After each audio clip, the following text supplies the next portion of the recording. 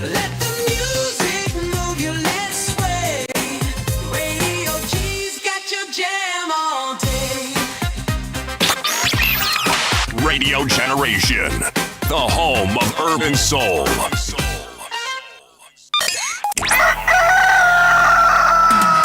In the beginning, there was morning radio.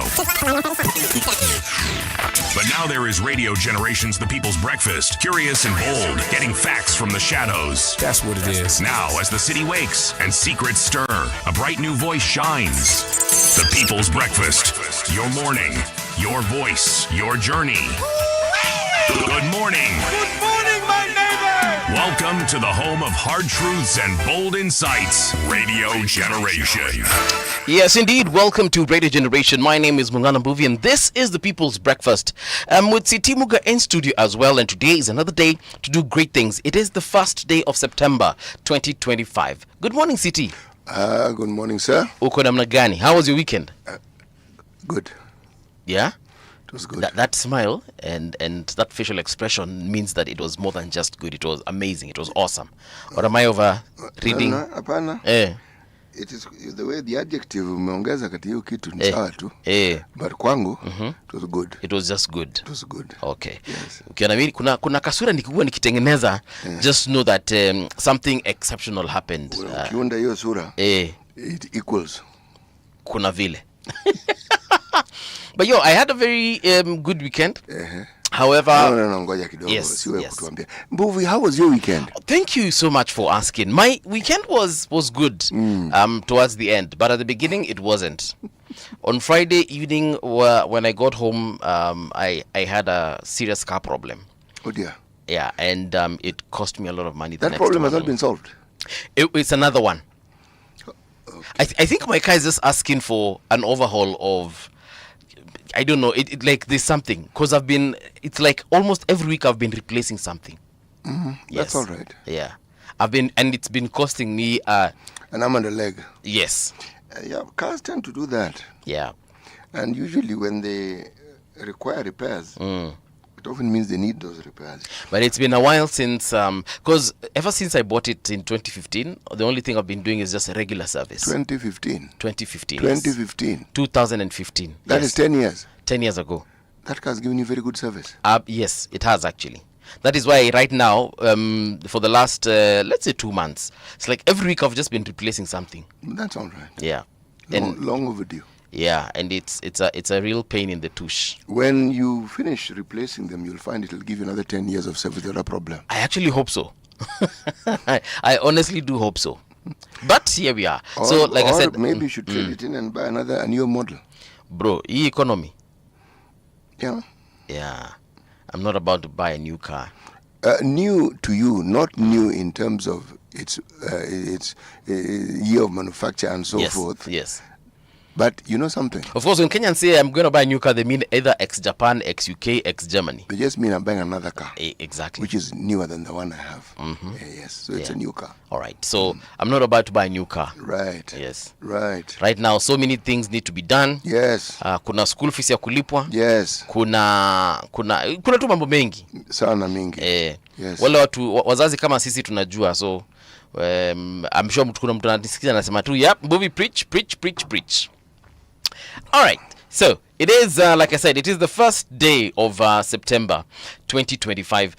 I feel like, to be honest, this might just be one of the best years yet in terms of speed. Iishe tuanze ingine. I don't know if do you usually make New Year's resolutions? No. At all? No, I don't.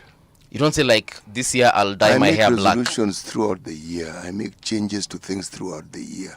It doesn't matter when it is. I don't need to wait for January to make that decision. I always make them. Yeah. I move on. So come January, the thing I can do is review. Look at the decisions I have made to see how far I have achieved some of the plan, or I have fulfilled the plans that I had set in motion. So you usually don't say like, by my birthday, I need to have... a New Year's resolution? No, not necessarily New Year's, but for example, you say, by the time my birthday comes, I need to have, achieved or done or completed ABCD activities. Yes, I do that, but it's not on the birthday. It's like, what do I want to see by the end of this month? Okay. that sort of thing. Yes. But that is part of what I want to see in the next 3 months. Okay. And that is part of what I'd like to see after 1 year. And that is what I'd like to see after 2 years. And that is what I'd like to see and where I'd like to be in 5 years. Okay. Yes. The planning process is something that never stops, really. I mean, you may be at different seasons of your life, but you still keep planning and thinking. Yeah. Yes. All right. Interesting. Keep planning and thinking. Well, for me, I usually give myself, first of all, I'm just like you. For me, it's any time of the year I can make a resolution depending on what I feel I need to achieve at a certain time. And I usually give myself not on any deadlines. So I can say, for example, now in 1st September, I can say by the end of this month, by the time tunagonga 30th September, I need to have done ABCD or achieved ABCD. Like right now, there's a certain goal I'm looking at by the end of September, and I hope I will achieve it. I don't want to say it out loud because I don't want to jinx it. And in case it doesn't happen, I don't want people to ask me, so Mbuvi, did it happen? So that's where we are. Why don't you want people to ask you? Because I don't want to be accountable to strangers. But if they're asking you, they know you, don't they? But you see, if I say it out loud right now on radio, that means a couple of thousand people are listening and they'll be like, okay, wacha tuone September ikifika. This work we do, Chief, we are public property. Yeah. Don't be fooled for a single second. So that's why I won't say it. Well, that is fine. You've already told them. I don't want them to know. But they don't know what it is. Don't worry. Now they'll guess. You should not even have uttered it. Now they're going to guess. Then they'll guess loudly. Some movie. Anyway, acha niwaambie what day we are celebrating today before CT gives us a proverb, methali, ama ni kitendawili. So there is Building and Code Staff Appreciation Day. Yeah, building and code. So people who like coding, today is your day. Then there's another one, acne Positivity Day. And then there's a National Burnt Ends Day. I don't even know what kind of day this is. And then last but not least, National No Rhyme No Reason Day. Yeah, all of these days are just one of those days I think people just make up in their minds and they publicize them and make them popular online. But for me, perhaps the one that I would actually take in is this Acne Positivity Day, because I know a lot of people have image issues. On Friday, we were with one Dr. Mohammed here in studio, and he was talking about why a lot of people nowadays are into how they look and their skin, and they would like to bleach, and some of them are bleaching with the wrong kinds of chemicals, and they end up hurting themselves even more. The kinds of damage you also do internally, not just outward, but internally, your kidneys and your liver. Yes, up on your shida iko. So World Acne Positivity Day, that one, I don't know who made it up, but I think it's worth actually talking about. So if you're having issues with your acne out there, seek out a proper dermatologist. They might just be able to help you. And some of these things anyway, they are self-correcting with as you age. Yeah, so usijali. City, over to you. This matter of seeking what you perceive to be beauty at whatever cost did not start now. We're just more aware, and we talk about it and look at the details. When I was a young person, these products existed. There's something called a Sepso, I remember. Yeah. But the one which was wonderfully known to lighten the skin was called Muno Snow Fire. Muno Snow Fire. Moono Snow Fire. The cream was white. Yeah. Now, what was the ingredients? God alone knows. But I suspect what Dr. Mohammed was speaking of was more what must have been there. And women bought. It was bought. That it no longer exists is what tells you that over time it became impossible to manufacture it without necessarily going to jail at the same time. But you see, people are still doing it. Not necessarily that Muno Snow Fire, but they're making other stuff like tuliambiwa mikorogo kwa manyumba za watu with the gloves. Yes. There's that little detail. And the question that one wants to ask is, okay, then once you are light-skinned, then what do you do with the light skin? You are now light-skinned, and See, they believe that now you're more attractive. That means you'll attract, if it's the boys, for example. I mean, if it's the women, you'll attract and then certain kinds of boys. And then? See, then they will accept you. And then? And then what? See, then you go home and you do bad manners. And then? You get pregnant. And okay, then, are we getting somewhere here? Yes, I am, because I'm simply asking that beyond the good looks, which will fade. It doesn't matter what color you've chosen to be, will fade. Yes. So why go into all this bother when there's a likelihood of harming yourself in a way that could lead to terminal illness? That's where the for what comes in. Right. For what? To what end?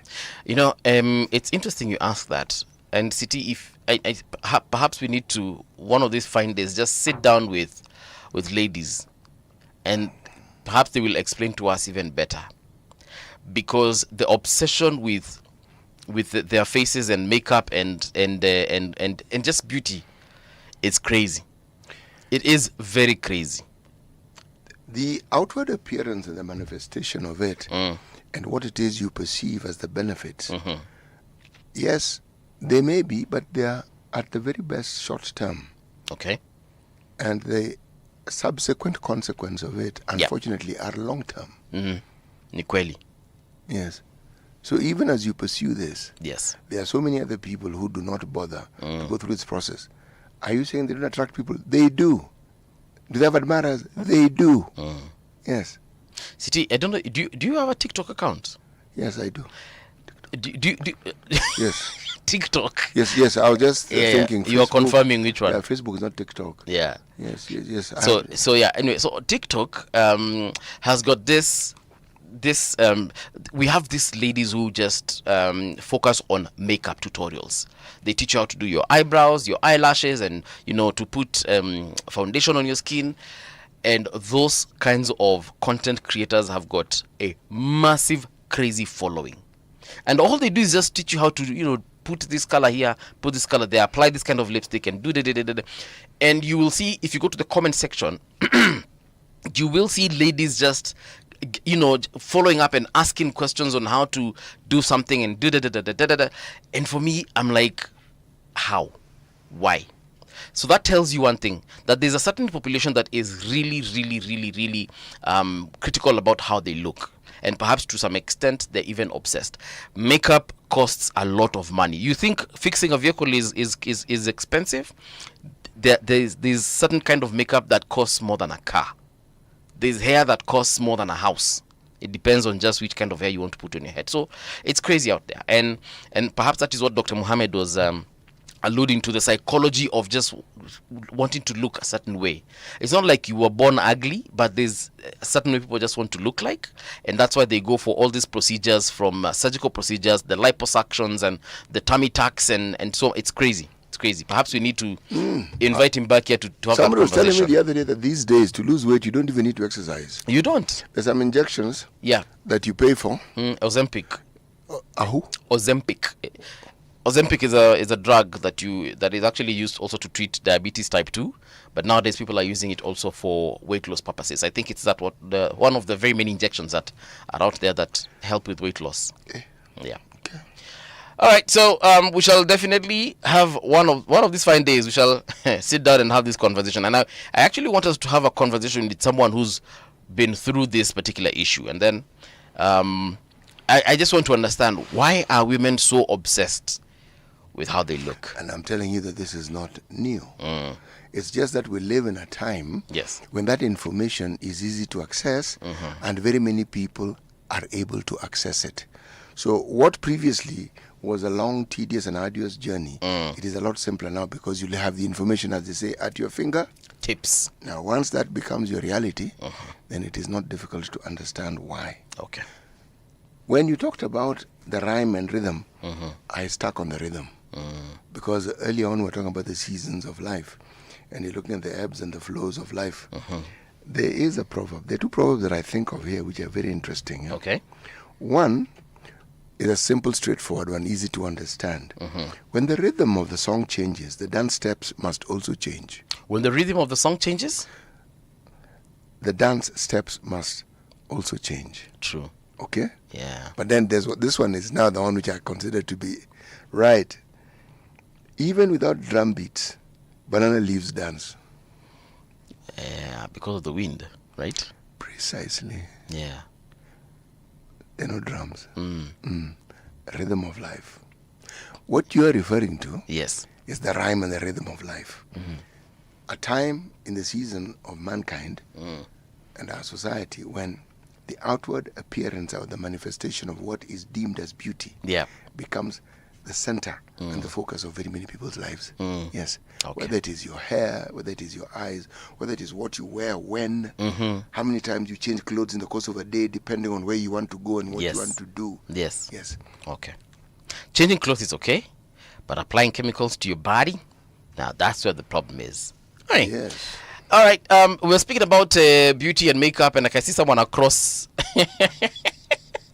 Someone across our studio there also doing makeup. But anyway, yeah, natumia the right kind of chemicals. Now it's time for us to get on to rgk.co.ke. So that we can actually talk about a few things here and there, top stories that have been making headlines in the last couple of hours. So what is the first day of September presenting in terms of news? Public invited to validation forum on new wildlife conservation fees and regulations. Hey. Yeah, so tourism CS Rebecca Miano said the wildlife conservation and management regulations 2025 have already undergone public participation and are now ready for validation. Do you frequent the parks, CT? No, I don't. The reserves? I do not. Okay, would you like to go? No, I would not. Why? What for? Have you been to Nairobi National Park? Long time ago. Have you been to Masai Mara? Long time ago. Have you been to Amboseli? Long time ago. Samburu? Long time ago. Have you been to the Marine National Parks? Long time ago. So ni wapi hujaenda? But would you like to go again? No. Because I've been to Masai Mara so many times and I never get tired of that place. I do not wish to go. Okay. Can I take you to Serengeti, Tanzania? No. Hey, bro. Okay, can we go to Uhuru Park and just chill? No. Uhuru Gardens and just chill? No. Anyway, so Why the don't, CS why don't you think of a place where one can enjoy a long walk? Why don't you say Karura Forest? Okay. Where beyond just being there, I can actually walk. Yes. Have you been to Mishuki Park? I've seen it, but I haven't been there. So Mishuki Park is actually, for those who don't know, Mishuki Park is as you're heading down Kijabe Road. Kijabe Street, yes. Before you get to the Globe roundabout, Mishuki Park iko hapo nyuma. It's on your left, actually. Yes. If you're moving towards the Global Roundabout. Yes. And do you know why it's called Globe Roundabout? Why is it? Because it's a globe? No, there used to be a theater called Globe Cinema Oh. around there. It then became a church and many things. And one cinema was out-fashioned. Then it ceased to be... I don't know what they have there now. Yeah. But that is where the roundabout gets its name. Yeah. Globe Cinema was an iconic Landmark. of Nairobi, hence the Globe Cinema. Okay. Yes. Did you ever watch any movies there? No, I never did, because by the time I was coming to Nairobi, I was coming to school, Okay. and Globe Cinema was synonymous with Indian movies, as we call them. Ah, Bollywood movies. Yes. I had no wish to go and watch. A Bollywood movie. Yes, but I lament, because inadvertently I did watch one or two once. Yes. Quite nice. I understood nothing which they said. But the There's- singing was quite nice. Yeah. Yes. Particularly. That one. I recommend you go watch a movie if you ever have the time. It's called Bahubali. It's a nice action Indian movie. I even knew that Amit Bachchan. Amit Bachchan. Yes. In an earlier time, Yes. there was a character in one of the Indian movies, a guy called Dara Singh, strong to death. Yes, works Jamaa wonders. kona kifua. Wacha hivyo ngumi mingi na ngumi ngumu. But what I loved about them was the soundtrack that followed the punch. Yes. It was like hitting not a hollow drum, but a hollow tin. Hey, to me digress. So, go watch Bahubali when you get the time. Now, the CS for Wildlife and Tourism, Ministry of Tourism and Wildlife, yes, has drafted new regulations, not the CS, but the Ministry of Tourism and Wildlife, has drafted new regulations setting out fees for access and conservation in Kenya's national parks, reserves, marine parks, and sanctuaries. In a Gazette notice, Cabinet Secretary for Tourism and Wildlife, Rebecca Miano, said the Wildlife Conservation and Management Access and Conservation Fees Regulations 2025 have already undergone public participation and are now ready for validation. The draft regulations provide for fees payable for access and conservation of national parks, national reserves, national marine parks, national marine reserves, and national sanctuaries, the ministry said. Yeah, according to the notice, the process has complied with the Constitution, the Wildlife Conservation and Management Act, and the Statutory Instrument Act. So what we are not seeing in this story is how much it will cost me going forward to get into the national parks and the marine sanctuaries and all those other places that they have mentioned. But in case you're a frequent visitor of these particular places, wewe jua mambo yamefanya nini? Mambo yamebadilika.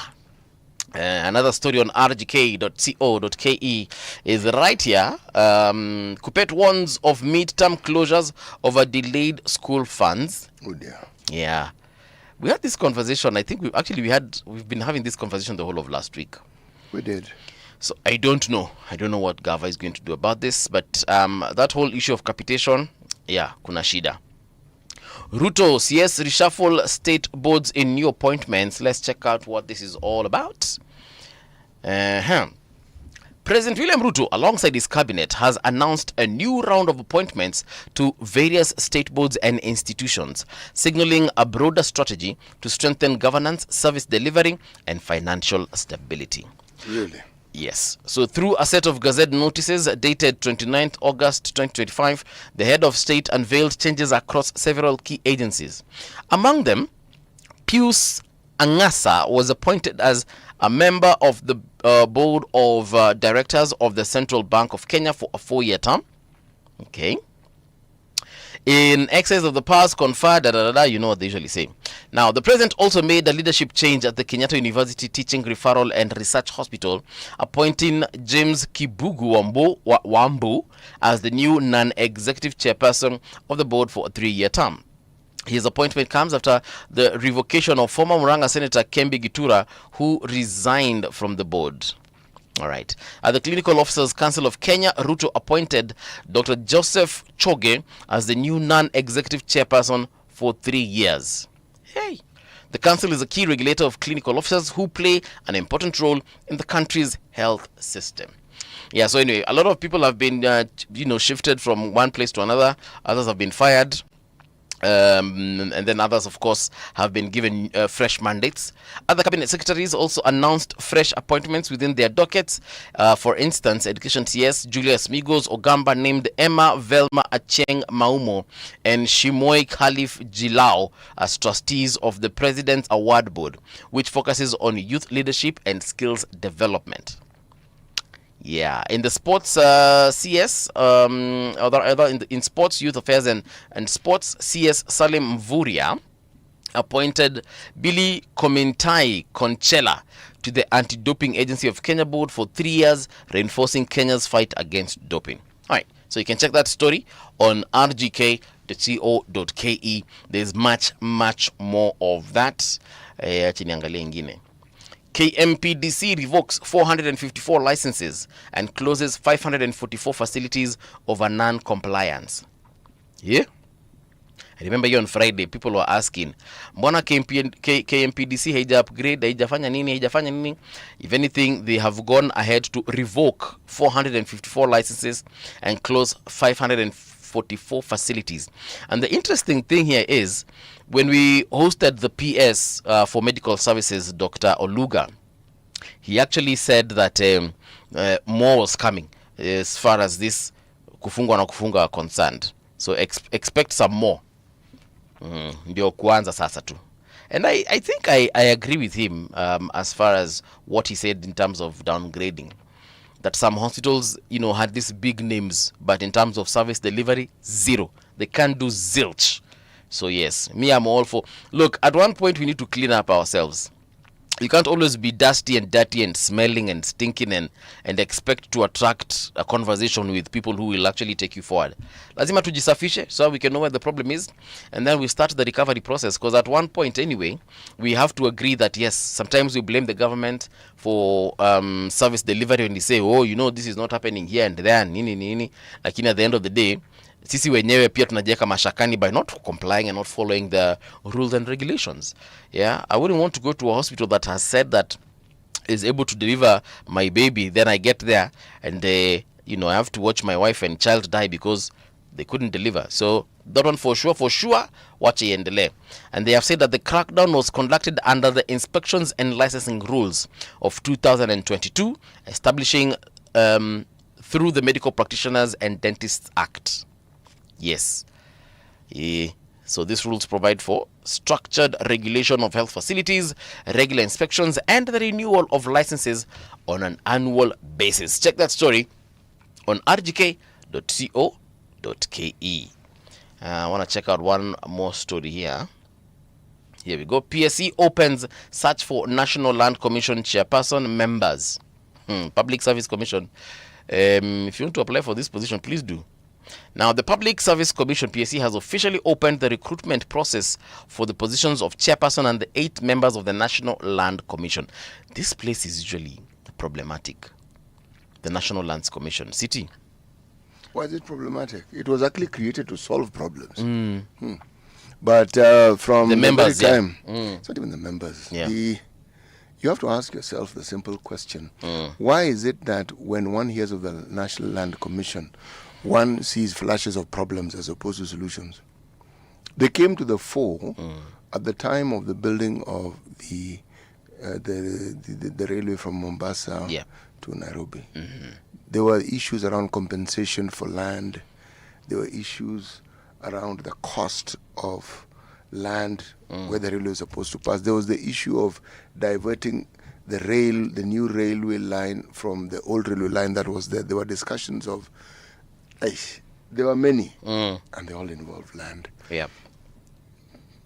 Then there were issues of land in places like Lamu when they were thinking of building the port and what had gone on, because when you want to build something, it isn't in a day. Yeah. It's known years in advance. People who had acquired plots, bought plots. Then the same story, compensation of people who owned land. The Land Commission has been riddled with very many corruption issues. Yeah. It hasn't stopped. No. No, I spoke with a priest friend of mine, and he was telling us the way land is very, land is very spiritual. Land is very emotive. It's emotive for sure, but also now for people who believe in a deity, land is also a very spiritual Please explain thing. what you mean. So he gave us several examples, even from the Bible, times in the Bible where land was a significant. For instance, the people of Israel moved from where to where? From Egypt to Canaan. Actually, before that, they were actually in Canaan. Yes. And then there's a particular family that moved to Egypt. Then the whole clan followed them into Egypt. And they went and multiplied. Oh, seriously? Family planning was not a story in those days. There were very many. Yeah. To the point where they threatened the locals in terms of numbers. So now they're going back where they had come from. Yep. Okay? Yeah. Yes. So that story of where they had come from. How were the numbers noticed? The numbers were noticed because when you're men, you occupy more land, more space. Yep. And you do need more space. Okay, now tell us about the spirituality of land. Yes. So si Mungu aliwaambia watoke Misri ili waende kule Canaan. Aliambia hivyo. Na akawaambia your land itakuwa of milk and honey. And he said that these are my chosen folks. Yes. And they on their way to that particular land, they fought many battles, and they had to fight also for that particular land that they were going to live in. Na kuna watu walifukuzwa hapo ndio hao watu waingie. Si ndio? Aya. Even in modern times, land is apart from it being very emotive, land has been, and we can get into this. I actually think that this is a story that I need to explain in detail in a different time and fora, because perhaps I realize that I might end up sounding like a preacher, but I can assure you, even in your own shags today, before you want to bury someone, the kinds of conversations that usually happen so that you can bury that person in that piece of land before you even demarcate where that person is supposed to be buried. It's a very proper and serious conversation. Even the priest or pastor who comes to lay this person to rest and give them the last rites, there's something that happens even on that piece of land. And venye mchangi na mwago akieka pale chini akisema in the name of the Father, the Son, and the Holy Spirit, it's a proper conversation, and it's not only just emotive but very spiritual. Anyway, so at National Land Commission, mkitaka hizi positions, just know that the chairperson is needed and the commissioners also are needed. For instance, candidates seeking the chairperson role must hold a degree from a university recognized in Kenya and possess at least 15 years of experience in any of the following areas: public administration, land management, management of natural resources, land adjudication and settlement, land law, land survey, spatial planning, and land economics and social sciences. They must also meet the requirements of Chapter 6 of the Constitution and have had a distinguished career in their field. Hapo kwa leadership and integrity, let's see. Then requirements for commissioners. Applicants for the 8 commissioner positions must also hold a degree from a Kenyan recognized university and have at least 10 years of experience in the same fields. They too must comply with Chapter 6 of the Constitution and have demonstrated excellence in their professional careers. Yes. So zile fields zimekana pale juu za chairperson, you also need to at least be familiar with them. So now PSC outlined clear grounds for disqualification under Section 8.3 of the National Land Commission Act, that is Cap 281. Individuals are barred from nomination if they are members of parliament or county assemblies, hold political party positions, or have contested elections for these positions or as governors in the last 5 years. Other disqualifications include being undischarged bankrupt, convicted of a felony, or having facilitated or benefited from unlawful or irregular allocation, acquisition, or use of land or other public property. And there's someone who checks all this. Yeah, see, they're actually taking applications up until 25th of September. I understand, but so what? So once you deliver your application, for instance, CT, if you do want to be a commissioner, see, they'll take their time to go through these particular papers. Is there somewhere? I don't think many people will apply. You'll be shocked at how many people will apply. You'll be utterly shocked. In that list of things, have they indicated anywhere where there has to be a vetting process by KRA, Ethics and Anti-Corruption Commission, DCI, I think they'll do all that, and so forth? I'd like to assume they'll do all that because don't assume, Chief. They have to indicate that thing clear so we know. So now this is a new story. Mwenye ameandika, sijui kama ni Soki Brenda, hajatuambia hizo details zote. We need those but my point is, yes, you're talking about character referencing. Yes. How on earth do you arrive at understanding this person without looking at all those details? Because KRA will know whether you are somebody who actually files taxes. Yes. Okay. The DCI will know whether you are somebody who has a criminal record, blah, blah, blah, and all these things. I'm assuming by the time you deliver your papers for nomination or for consideration, they will definitely check out even the validity of your degree certificates, for instance. I'm also trying to tell you that one of the things that you'll find is absolutely true. Most people can even forget what they have done. That list is long. Yeah. That list is very long. There are things in there you did when you were 20, you're now 50. You know you've forgotten. Yep. So maybe wataambia DCI, hebu confirm na jamaa kuna mali kwa records zenyu anapia. EACC kuna mali amekuwa flagged. Where else will they check? All I'm saying is, all these things are good because it tells us that we do have a system by which we vet. Yeah. But as to who gets the job, the real qualifications has nothing to do with those things. Yeah. That's the first hurdle. Once you have those things, then we come and determine, are you somebody we can work with? Then they tell you with clarity what working with you means. But you know, also you might have a criminal record from 20 years ago, like you've said, or even from 30 years ago. And they call you, kano nakwambia sasa, we see here that you have a rape case that seems to have disappeared just like that. Hata continue case in kama julikani iliisha aje. Yeah, so we'll clean this record for you on one condition. So I don't think for them, you being a criminal or having a criminal past is a big deal. If I look at the drama that we witnessed in the last election, when we tried to enforce some of these requirements, the Ethics and Anti-Corruption Commission gave a list of individuals who were really dodgy, dodgy to the point where they should never even been allowed to stand or to vie. Did they not vie? They did. Oh, they vied. So, but I like the idea that we do these things. You know why? It tells you that there is a system. So when someone is circumventing it, we know they're circumventing the system. Yes. Okay? So at a later time, or in a time not too far into the future, when we need to refer. Yes, we will reference it. Because we will know you are flagged. We will know it was ignored. We know the process. So when we engage reverse gear, you'll have a lot of things to answer. You'll have compounded whatever was written before. You'll have compounded it. Wahenga walisema aliye juu mgoje chini. Ndio hivyo. Mpanda ngazi hushuka.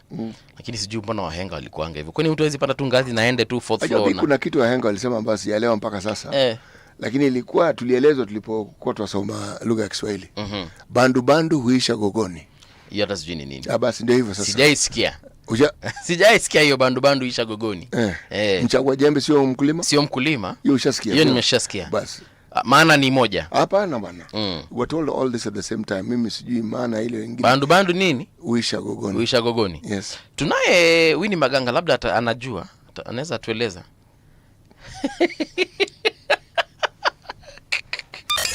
Traffic. Here is the traffic update, guys. So it's now 36 minutes past 6, 24 to the top of the hour. You guys know the usual places where there's traffic. Pangani, stretching all the way back to Survey, kameshikana mbaya saizi. Also kuna hii barabara inajulikana kama Kiambu Road, bumper to bumper at this particular minute. Kuna barabara hii nyingine inajulikana kama Wayakiwe, looking good at this particular hour. So you guys, nothing to complain about as far as that road is concerned. I'm looking at Ngong Road, also nothing to complain about at this particular hour, apart from a few issues at Hospital Road as you're heading towards Haile Selassie.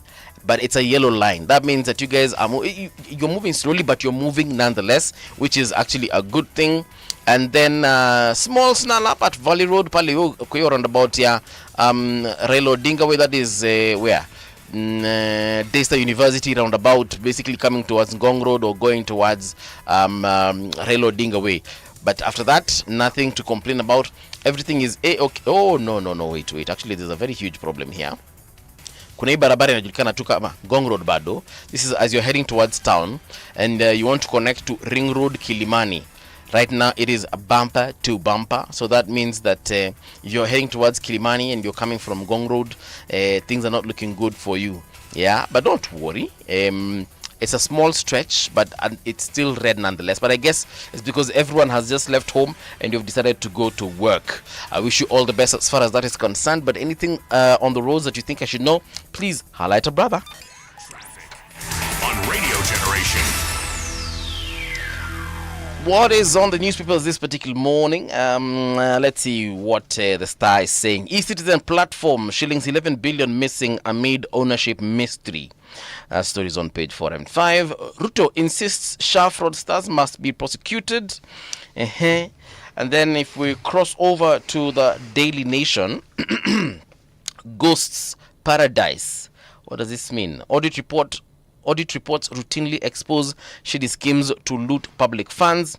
Now, the admission by authorities that rogue hospitals tried to steal 10 billion from the Social Health Authority has revived past scandals involving fraudulent payments for ghost government workers, schools, and health facilities. So that is what is on the Daily Nation at the very front page there, which also resonates with what is on the Star newspaper again. Ruto insists Shah fraudsters must be prosecuted. Now, CT and I were having this conversation here just before we went on air. And CT is of the opinion that the reason why we are having these particular situations coming up right now is because the president is under pressure to fight corruption, which is very true. And I said, I actually think this is a good thing, and I have nothing against the man. the man that is William Ruto. I actually want him to make things work for this country, because at the end of the day, I want things to be cheaper for me. I want to be able to go to the hospital and get the treatment that I'm looking for. So, yeah, goes paradise, according to the Daily Nation.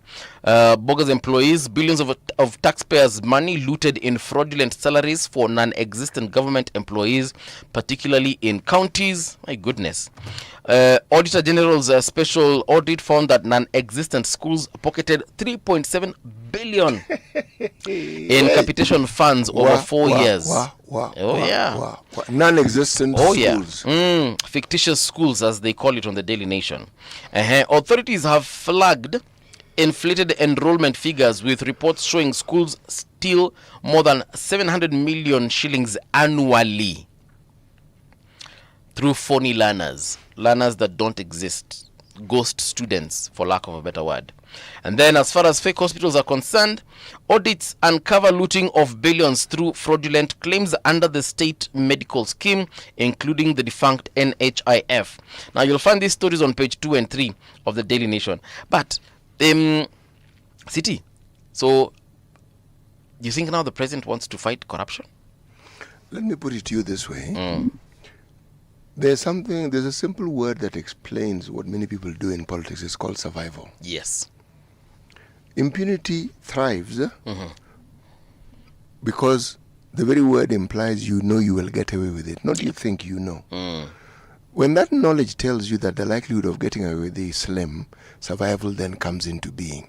We now introduce that particular word.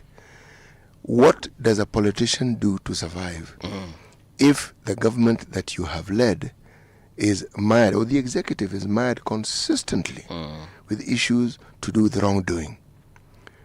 The judiciary have their own issues, parliament have their own issues, but now we're talking about the executive. Yes. One of the arms of government. Right. You, as the leader of that arm of government, you will do everything in your power to survive. Yes. Now, there are people who say this constitution doesn't work. It actually does. So long as you have a yardstick by which people can measure your performance, and it's in the public domain, so anybody who cares to read it can read it. You throw chapter this and this and this article this, we'll just write on the article and go and read it. And we can actually challenge you. That ability to challenge never existed before. We have the means to do that now. And more people have understood that you can do it. Yeah. Now, when that number increases, it means the likelihood of you getting away with some wrong becomes less and less. You may still see people perpetrating things which are wrong, but the day of reckoning is nigh. It is not something in the future. It is with you right now. Imefika. That is why the Gen Z protest of 2024 is so significant. Because it opened wide that lid. And we also understood that by simply protesting as they did in those large numbers, the message got home. And for the first time, those in the executive, those in parliament realized that they were actually the people's servants, not the people's lords. It hit them. They have tried to recover, but the problem with such achievements, you can't roll them back successfully.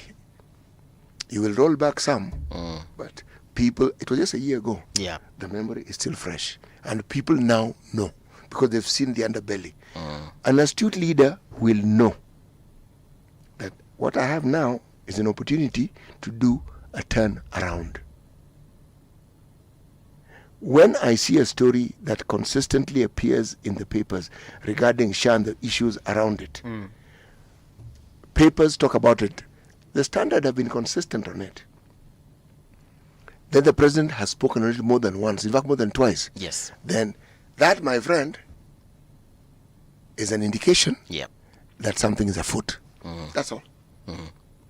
So you think the reason why, because it's not like the Auditor General has not been giving us reports, for ever since actually President Ruto was president. She has always flagged. Actually, from time immemorial, it's just that these things were never published. Auditor Generals Always. It doesn't matter whether it was Njoroge, whether it was Ouko. It doesn't matter. They've all done this. Because all they do is tell you what they found. They're not making it up. Yeah. And a lot of what you hear, what we call audit queries, you are supposed to have spent this money on this because this is your budget. But we do not see this money having been spent here. Then there's money which we've seen you have spent on this. It wasn't in your budget. Why did you spend it? Yeah. Then there is money which we can't find anywhere, and yet we know you received it. Yeah. So can you tell us where it went? Those are queries. Yes. Yes. So now, Auditor General, kazi yake yeye anafanya. Vizuri sana. Si ndio? Now, President Ruto has been president now for 3 years. Yes. And for those 3 years, the Auditor General has been giving out reports. Yes. But this is the first time we're actually seeing the president being hard on these particular issues to do with corruption and impunity and misappropriation, wastage, or whatever you want to call it. So this is the first time we're actually seeing in the last couple of days, president being consistent about that message. Yes. Yeah. So you said that there might be some pressure coming from somewhere. There is pressure. There is a heck of a lot of pressure. This is my view. At the time when President Ruto took over the helm of being the president of this delightfully wonderful nation of ours,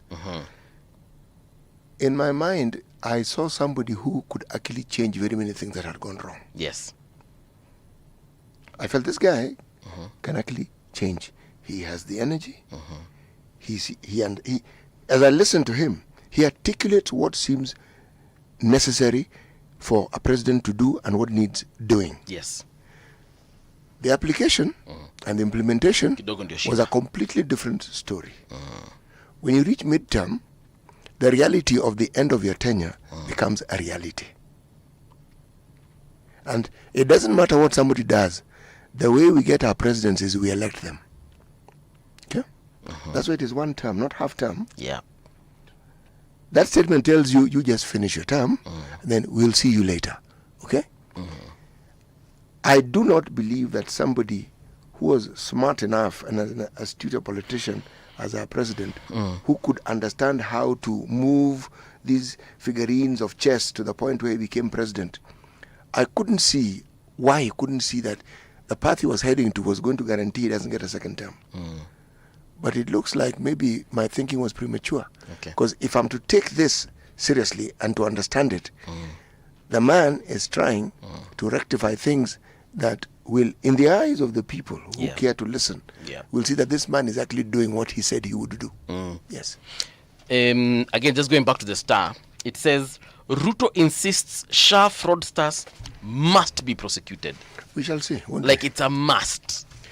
Yes. It's not a request. So you guys, it's like it's coming. So do you think we expect maybe to see before the end of the year, before the end of the month? Now we are in a new month called September. Are we expecting to see maybe a few people here and there being arrested? You will hear. Yeah. That we will hear. People will be asked to explain certain things. Unajua si kama harusi ati you can tell your girlfriend, babe, I'll marry you, just relax. I'm just trying to get a few things in order, then I'll propose. Ile cooperative loan haijaingia. Ngoja tutaingia. Ikiingia, we are all systems go. The thing is this, remember, if you're talking about Shah, when did Shah come into being? It was not when Duale became CS. 2023 October. Who was CS then? Susan Nahumicha. Oh yes. She was followed by somebody called Barasa. The point I'm trying to make is, if this is the path they are going to follow, kindly look at the contributions of everybody who has been on that docket and apportion blame appropriately if you want to apportion blame. Yes. Some of the utterances that people have been asking politicians. We have Zach OK on YouTube amesema hi city, happy new month. Then Hello, Zach. don't someone wanasema the e-procurement, e-citizen, the IFMIS, the judiciary's e-filing, the chemist, the e-driving license, the e-land registration, then e-huduma number, corruption galore. One could argue, therefore, Yeah. is that the man has his work cut out for him. But we know, you see, and the citizens are watching. So you've said, they're watching. Aye. And if nothing is done, they'll tell you, but did you not say? Is this not what has dogged this president? Because Did you yes. not say? And that's why I asked, do we expect to see something, in a month's time or 2 months' No, time, or at the very least before the end of the year? Actually, I expect to see something pretty soon myself. That story of the issues of a certain hospital in Eldoret and the issue of kidney transplants. We now have the Nandi government that has also gone into investigating. Okay, they've picked up. The thing with politicians, you're never really sure whether they're doing this for the public good or they've begun campaigning to show that they're actually doing something useful. But it doesn't really matter. As long as we see results. Yes, if what you're doing is really investigating, it is fine. If it's a campaign tool, so be it. But it doesn't matter how small some wrong is being righted. I focus on that particular issue being sorted out. That is my focus. And the thing about it, when you start, it never is a standalone issue. There'll be a chain reaction. You start one, it touches on another thing, and touches on another, and it touches on another. And I hope people won't just become sacrificial lambs. Oh, they will be. Or scapegoats. Oh, they will be. For the real culprits. Oh, they will be. They will be. They will be. Oh, that is for sure. They will be. So we come and we tell Mbuvi itabidi wewe umeenda tu jela miaka wewe fanya hivi. Hata tu jela utakaa sana. Tukipeleka city jela sasa bwana huyu jamaa kwa nywele ya white. I want to assure you that a lot of those will happen. City wengi watafungwa. Kufungwa na mnene. Ni Mbuvi wengi watafungwa ndio city yacho akiwa sawa. No. I am being clear about what I'm saying. Oh, ma city ndio watafungwa. City watafungwa. Akina Mbuvi wenye wafanya makosa watangulia. Chap umeshtuka kidogo, case umeshtuka kidogo, imekuwa kidogo 10 years scholarship 10 years. Okay? City amekaa nafikiria ati yako sawa kidogo. Hebu njoo. Wanyo Mbuvi na Sharon na Edna walisema wewe pia ndio ulikuwa kwa hii kitu. Unajua wewe ulikuwa umesimamia hii kitu bro. Sema vizuri, but mimi watu twende kotini. So wewe ndio ueleze kule vizuri sana. Ethics and corruption. After they raid your house and find 2 billion imewekwa in cash. Yes. And then mtu ambaye amechukua anasema unajua hapa si ati ndio mahali si tena wekaka pesa. Kuna nyumba nyingine yako nayo pale. Hapo hiyo ndio store.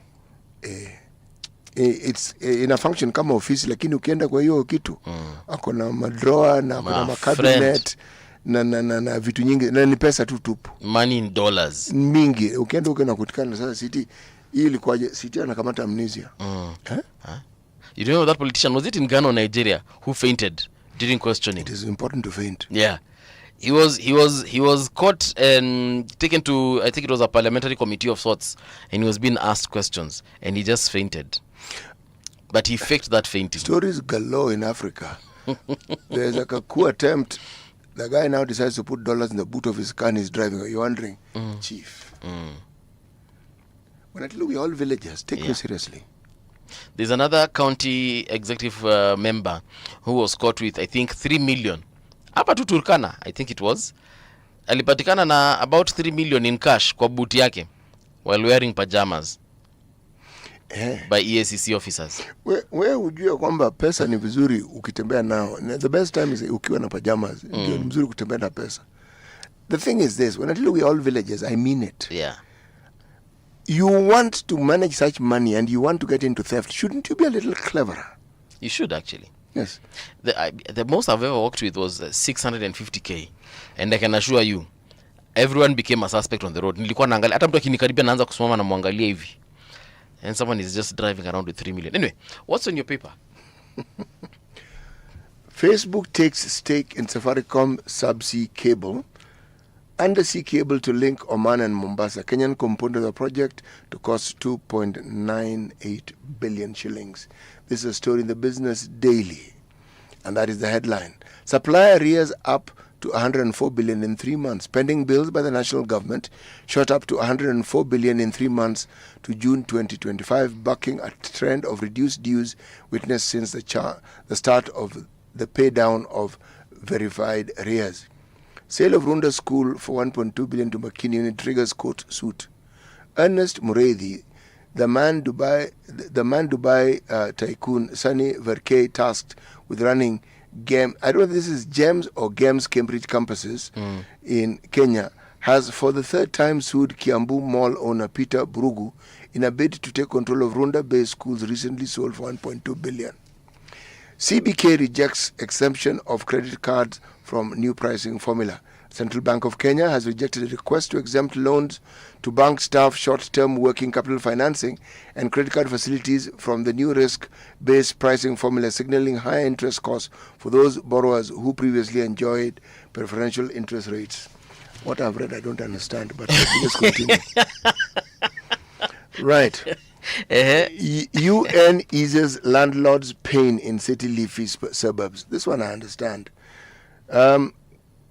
Kenya is set to strengthen its position as a key hub for the United Nations operations in Africa with the establishment of 3 new UN global offices in Nairobi by the end of 2025, which means this year, September, October, November, December. Who, UN?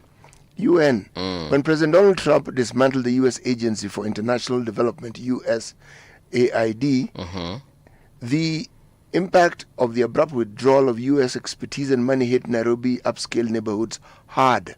Businesses at hotels, car rentals, and shops, even a nail bar. There are such things as nail bars. Ala? Kujua? No, I didn't. Hata kuna nail spa, but anyway. I didn't know. In aid-dependent areas of Kenya fell in a matter of weeks. Staff working on U.S.-funded projects withdrew children from schools and abandoned rental properties in Runda, Muthaiga, and Kitusuru areas, often dubbed as Beverly Hills of Nairobi. Okay, now that has changed. With the UN coming here, it means more people will come in. Those houses will be taken up again. Yes, and of course rental it. And all these lovely cultural establishments that had fallen on hard times will now be... They'll receive a shot in the arm and they'll be revived yet again. Sasa kuna mtu anaambia tu landlord wake nipate tu mpaka December tu. Tulia. Si umechika hapa wamesema hiyo ni naka. Hapa kuna nini wewe? Relax. I got this. Right, hiyo ni umegacha. Broad based, the standard. Chronism or unlocking the country's potential. 1 year since opposition leader Raila Odinga joined government, opinion is still divided. Was it an easy way to power, or the union stabilized the country and made lives for Kenyans better? That one is a subject of debate, isn't it? Want to sleep soundly? Check your gut health. Scientists suggest your gut microbes could be contributing to sleeplessness, and interestingly, the reverse may also be true. Sleep habits could influence gut health. Bang in the middle of the paper, unmoved by outcry. There's a picture of Murkomen, there's a picture of Duale, and there's a picture of Chirchir. Unmoved by outcry. They say they survived scandals that would have ruined lesser men. That means they've been... we are told they are not lesser they're not lesser men. From the looting of billions under their watch to questionable oil imports, a high death toll from road accidents, and serious human rights abuses. But Aden Duale, Davis Chirchir, Kipchumba Murkomen remain untouchable, shielded by not by performance but by the unbreakable bond with President Ruto. In Ruto's inner circle, survival is not about service, it's about loyalty. The scandal is merely a cost of doing business. The writer of this particular article may believe that what they've written is true.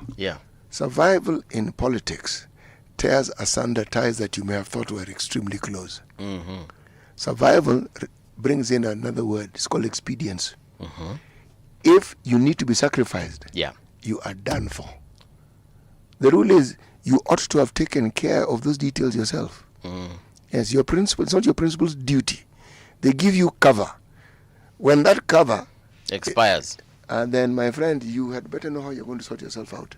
It's very important. Utaachwa kwa mataa.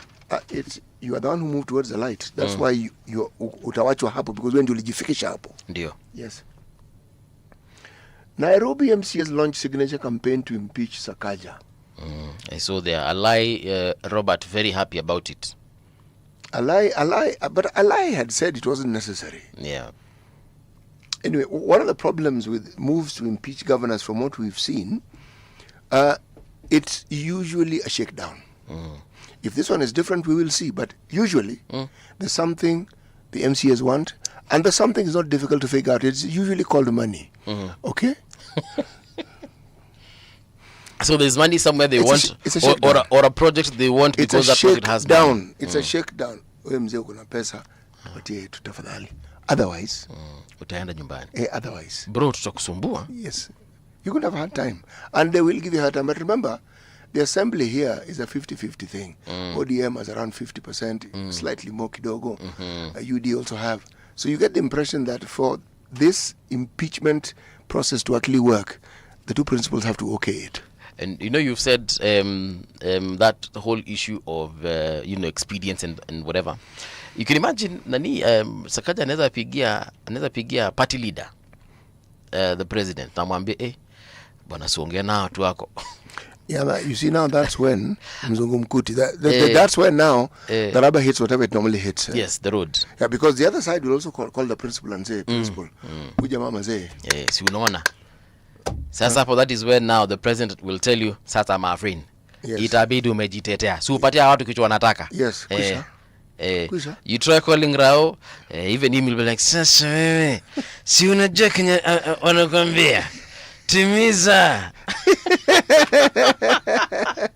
Let's get into the news with Winnie Maganga, and then of course after that we shall be coming back here with a conversation.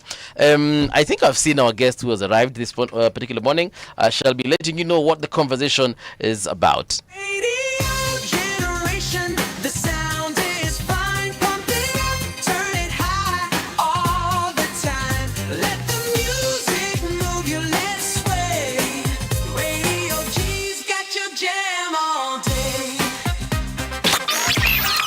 Radio Generation, the home of urban soul.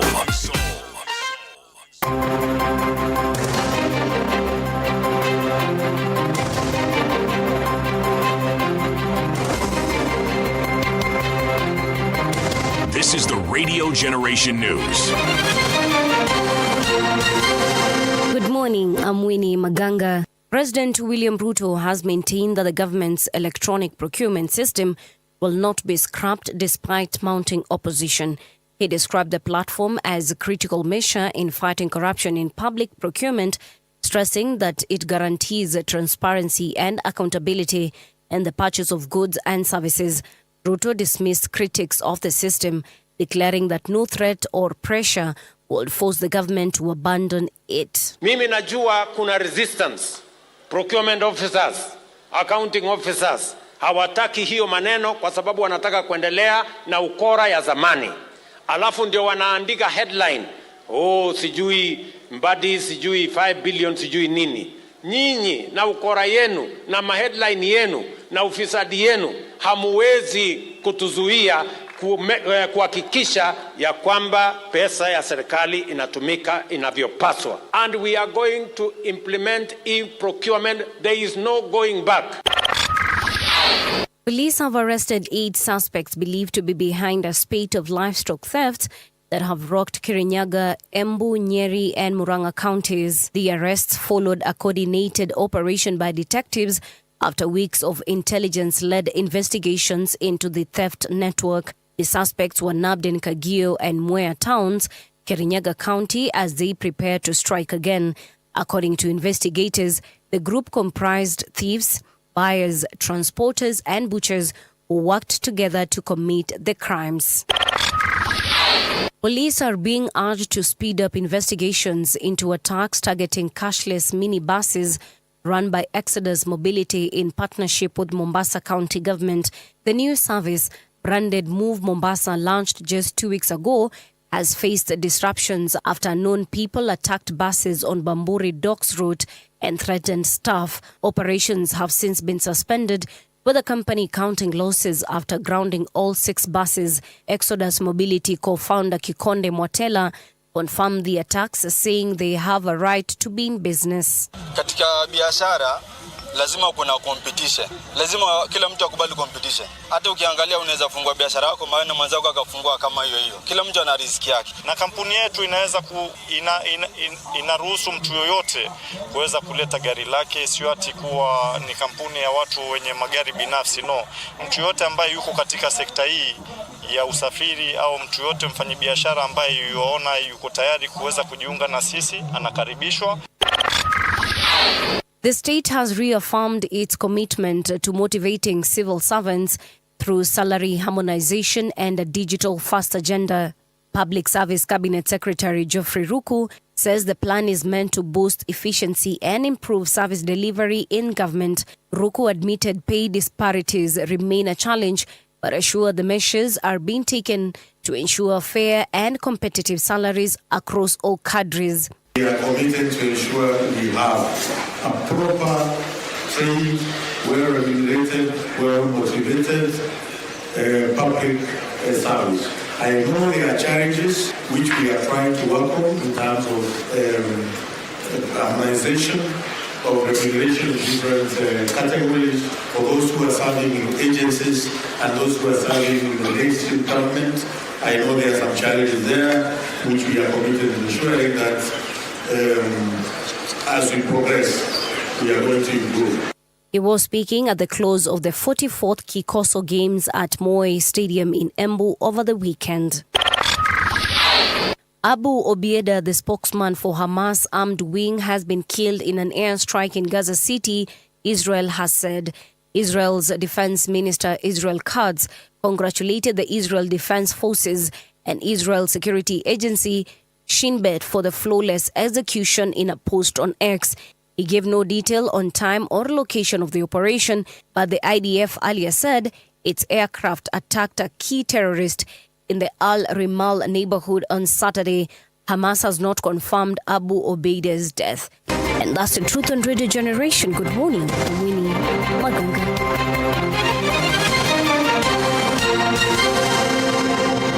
The views and opinions expressed on this program are those of the guests and do not necessarily reflect the views of Radio Generation. Radio Generation assumes no responsibility or liability for the interviewee's views. This is Radio Generation.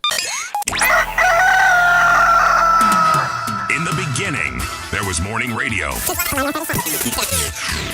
But now there is Radio Generation's The People's Breakfast. Curious and bold, getting facts from the shadows. That's what it is. Now, as the city wakes and secrets stir, a bright new voice shines. The People's Breakfast. Your morning, your voice, your journey. Good morning. Good morning, my neighbor. Welcome to the home of hard truths and bold insights. Radio Generation. Yes, indeed. It is right now 6 minutes past 7 o'clock. A very good morning to you. How are you doing? My name is Mung'ala, Mbuvi, and in studio we do have City Muga, and also our guest has joined us. That is Michael Kuria, Operations and Networking Officer at Vocal Africa. Michael, a very good morning to you, and welcome to Radio Generation. A very good morning to you too, and City. And I'm happy to be here. I'm very honored, especially when we get to speak about justice and the happenings of this country. Definitely. Maybe you can just let us know, for those who are hearing about Vocal Africa for the first time, who are you and what do you do? Well, Vocal Africa is a human rights organization based in Kenya, but our works across Africa. We have operations in Nigeria and Uganda and Tanzania, with plans to expand. But since we are located here in Kenya for now, this is where we have mostly concentrated our efforts. Okay. Yes, and ours is about justice from 0 to 10. Yeah. Yes. Some of the recent activities that Vocal Africa have been involved in? Well, if you've been following the news, like over the weekend, you've seen our CEO in Kilifi following up on the phase 2 of Shakahola. Right. Right before then, we were on the streets, demanding justice for all those young people that were killed during the demonstrations that we've had since 2024, up to the recent one on the 7th of July 2025. And we are usually, on a normal day, in and out of court. And we also do a lot of rapid responses. So whenever there are violations, our teams will be on the ground.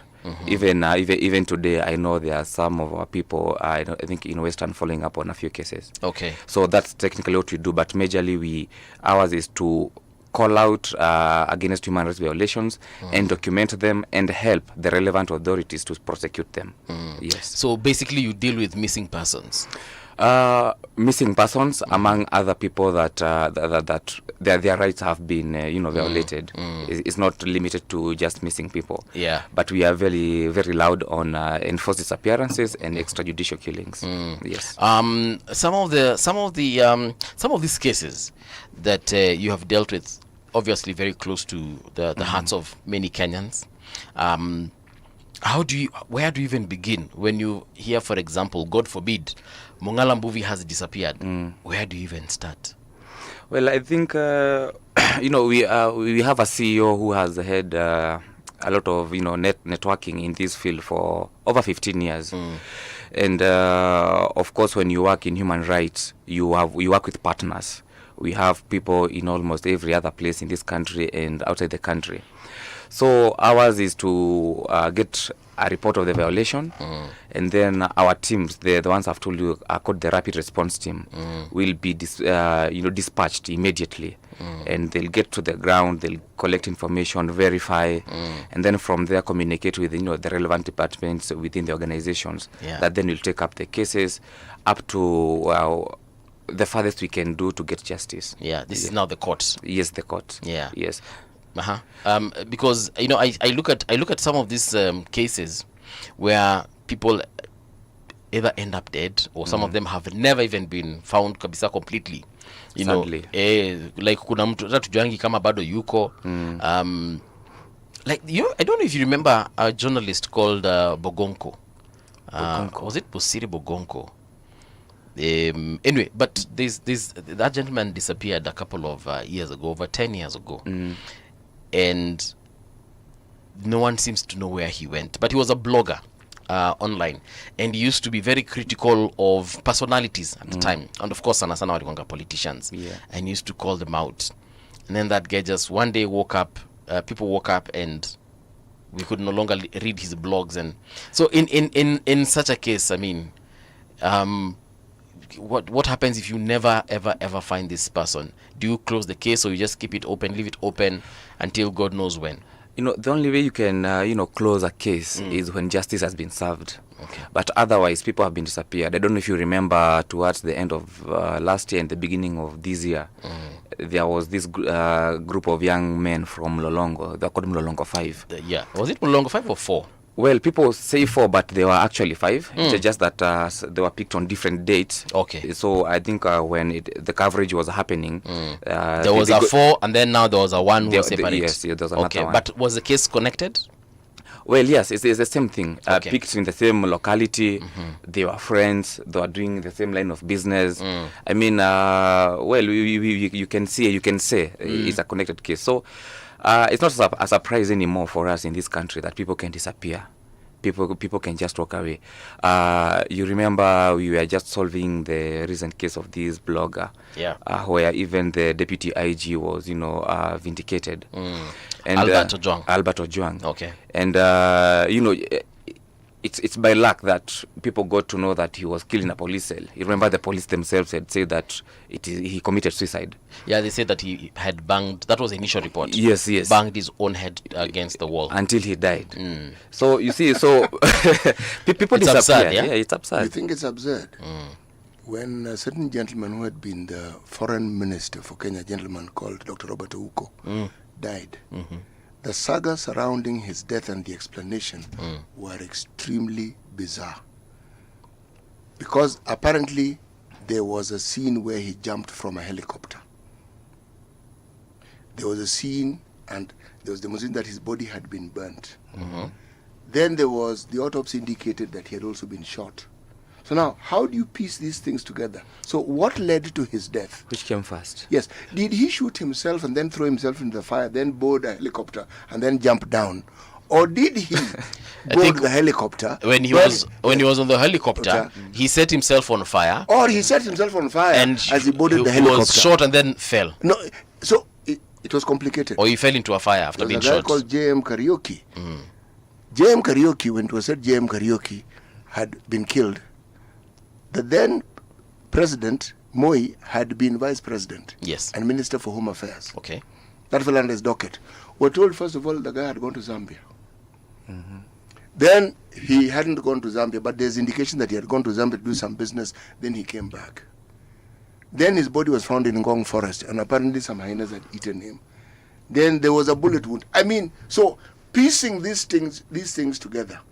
There was a commission called the Mung'ala Commission that was set up to investigate this thing. It investigated and even produced results. Zip. Whatever it wrote. So, explaining how people have died You're told somebody entered the cell. When you enter a cell, you remove your shoes. Yes. Your belongings are kept somewhere so you can pick them up. The person hanged himself. What did he use to hang himself? Was he alone in this cell? Were there other people? These stories, there are usually more questions than there are answers. But because of the silence and because something else happens, soon it is forgotten and we supposedly move on until another tragedy occurs, then we focus on that tragedy. And that's a problem that we have, especially in human rights.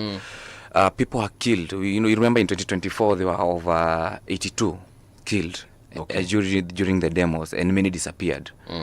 And then we go to 2025, June 25th, a few. We got to Sabasaba, people were killed, and now all of a sudden there is talk of compensation. And if you ask many people, even in many radio stations, people do not even talk about these cases anymore. People are current. You cannot be current with human rights violations. You have to follow up, and that's why I'm telling you it's a difficult job, and you cannot just close a case because you have not been able to proceed further. So these cases will remain open. Investigations are still ongoing. Yeah. But then there's a challenge in the country because these investigative agencies tend to lag. And it's because sometimes we feel it's because they have noticed that over time people will forget. And you cannot just forget about a missing relative, a dead relative. I mean, there. and I I agree with you that it's a tragedy that people will forget. But the saddest part is the family of the victims never forget. You can't. They don't forget. The rest of the country will move on. Yes. If I was to have a wedding this year, I'll have that wedding. If I was to graduate, I'll graduate, and many other things will have to be done. Yeah. But the family of the victim will always live with like every single day that memory of that person. Tunaamka bro yetu hayuko, sister yetu hayuko, mama yetu hayuko, baba yetu hayuko. Yeah. No, even sometimes even the families will call you and ask you, kesi tu imefikia wapi? And it's a difficult question to answer them because we are in a constitutional country. We have to give the investigative agencies, the prosecutors, the office of the ODPP, its chance to work as the constitution has given it the mandate. But then the lag, and sometimes we feel it's very intentional. Yeah. People do not want to get these cases prosecuted, maybe for political expedience or any other reasons. Because how can a full government come out and tell us that for all those people that have been killed since 2024, they have not traced the killings to any one police officer. In fact, I remember when Kindiki was CS in Interior, he came out and said that none of those bullets came from their police officers. Then who killed these people? Now, and just to add on to that, we've also seen some people who've been found at the various mortuaries, and they have bullet wounds, but the bullets are not in those bodies, and there's no exit wound. So that means the bullet came in, but it didn't have a chance to exit through the opposite side of the body. So how do you even start with like hata mkienda kotini na kesi kama hizo sasa mnasema nini? So well, you see, and that is why we try as much as possible to attend these autopsies, so that we can witness what is going on. Yes. And sometimes you will find even families complaining. Some will tell you, no, we even saw the bullet yesterday, and then now we came to do the autopsy 2 days later, it's not there. Yeah. But you see now, those are answers that can only be given by the medical experts. Because as much as we might want to believe what the family is saying, and sometimes we tend to understand them, but you see, professionally, it's only a pathologist who can tell you what happened. Because I know there are in many cases in the autopsies that we have attended, people have been shot and the bullets go through and through. I remember there's another one we did, a very complicated one for a young boy that died in December in Nyeri. He'd been shot during the demos on 25th of July. And then the bullet lodged somewhere near the spine, but he didn't die. So he has been in hospital. He had been in hospital until December. So he died in December? Yes, from the complications of the wound, definitely. But then when we went to do the autopsy to try and retrieve the bullet, It was a very challenging autopsy. We stayed in that autopsy, I remember, for like 6 hours looking for the same bullet. And it's known where it had been lodged. We had to do an X-ray of the deceased body to try and get the bullet. So, and did you find it? Yeah, we eventually found it. Okay. But I think the body also has its mechanism of healing. So I think where the bullet was lodged, over time the body healed itself and covered the bullet within. So I mean, when we hear such cases where someone was shot, there's a wound, but we can't find an exit wound and there is no bullet. So questions may arise, but then only a pathologist or a certified medical expert can speak to that. And whenever there's such an instance, it's noted, and then that is forwarded then to the investigative, the DCIs, who will then forward their file with the same findings to the office of the ODPP, and then it goes to the courts. But Michael, let's just be. Me, I'm not a medical doctor, but there's no way an individual, let's call that individual X, is shot, and then they're taken to the mortuary almost immediately because they've been declared dead. Then tomorrow morning we come to do the autopsy, no bullet, and there's no bullet, and there's no exit wound. Now, like I'm saying, I'm not a doctor, but obviously someone has tampered with that body. Yes, tampering happens. Tampering happens, and it's very unfortunate that sometimes people who are suspected to have tampered are the same guys within the security agencies. Okay. The people who are also mandated to investigate the tampering that happened. You mean the police? Definitely. It's their job. Okay. For example, if we talk, we have talked about the case of Ojwang. It is up to this day, I believe it's by God's grace that we got to know what really happened. Because if he was killed in the police cells, he was killed by a police officer. The cover-up was done by a police officer. You see, now it is also very difficult for a normal citizen to find out, especially if these cases are not made public. Many people suffer in silence because, I mean, if I cannot get a hold of CT to tell him my story, your story itakufia huko home. Itaisha hivyo. One of the things about these things, Michael, is that we're actually discussing issues that have a historical roots. What you are seeing or what you are witnessing is what you call the contemporary manifestation. It's happening in the here and now, but the roots were from in the 60s, after Jaramogi Oginga Odinga broke away from the KANU government and formed his own party. One of the things that the government then would perceived, or the actions that followed, gave the impression the government perceived that there was a threat to it. So there were state-sponsored oathings. In Kenyatta's Gatundu home, there's a gentleman called John Gatu.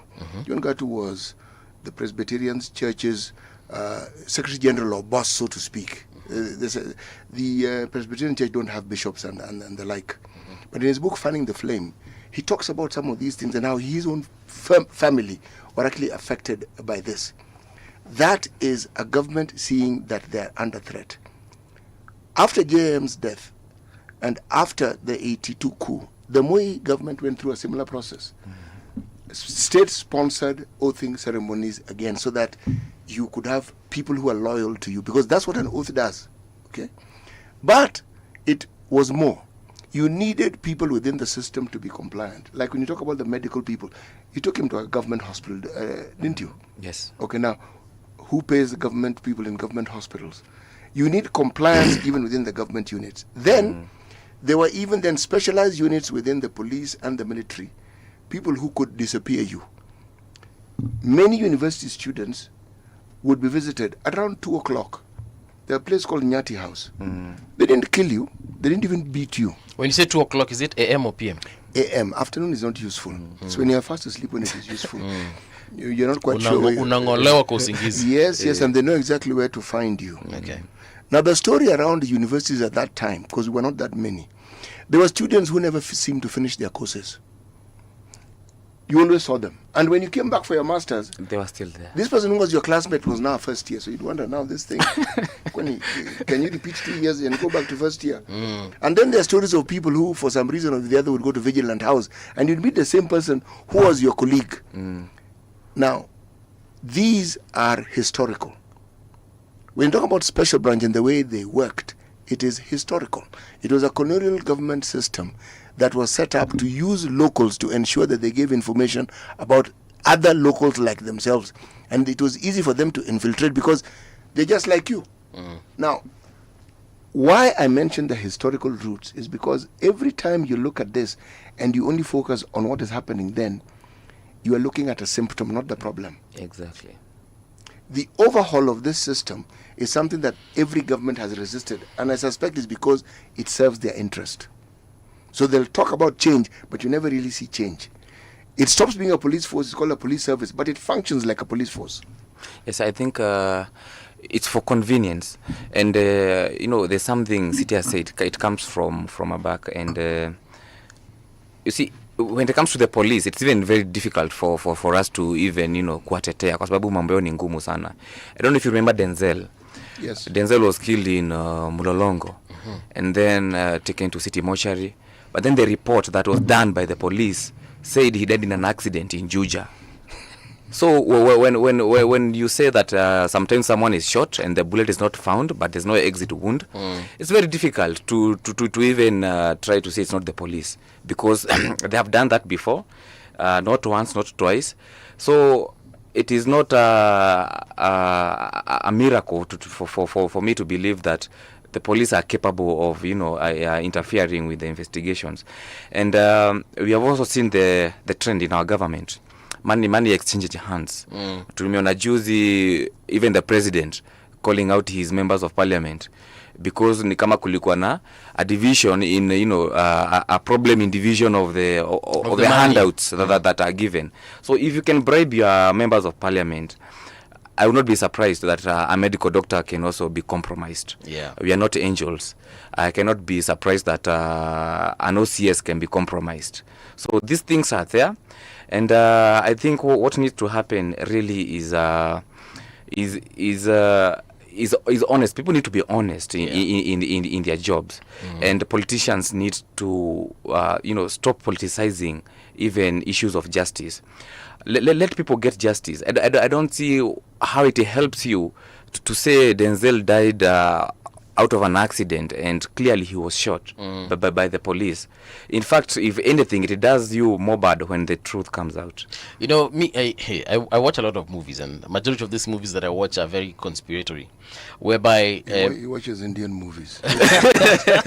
Those crazy actions. These conspiracies we see on TV, they are crazy. Whereby someone they even stage manage a death, make it look like an accident. You put in a car, then the car rolls, and so on and so forth. But when we actually see them happening in our own country, you're like, hey, are these people watching the same movies I'm watching, or the scriptwriters of these movies actually taking things as they are on the ground? Exactly. So, for example, now we have these issues of all these people who were killed during the Mandamanals from last year up until this year. And like you said, we're not seeing police officers being arrested.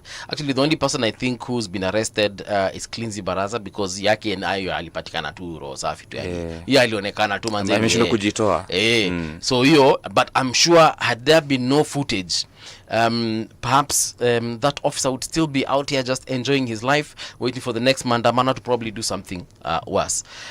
The other situation that maybe something is happening is the Albert Ojwang case, because nayo people have actually come out and it has gotten a lot of attention. And in that regard, I mean, even footage ile Ambagadi, for instance, ilitokezea, something needs to be done, But now, I'm looking at what you guys do at Vocal Africa, and I'm thinking, if it were me, by now I would have been discouraged completely. Have you ever been to a case whereby you people as Vocal Africa are involved and results have been seen, tangible results that you can go back home and say the justice that you're looking for has been served? Yes, of course. We've been to places and we have seen justice happen, and it's one of the best days of your life when you see you've helped a family. But then it goes beyond that, because sometimes justice may look different in different organizations, different places. Okay. And you see, for us, even making that noise getting people to know that there's a violation happening here. In Shakahola, people have died, over 300 have been buried. We have found graves.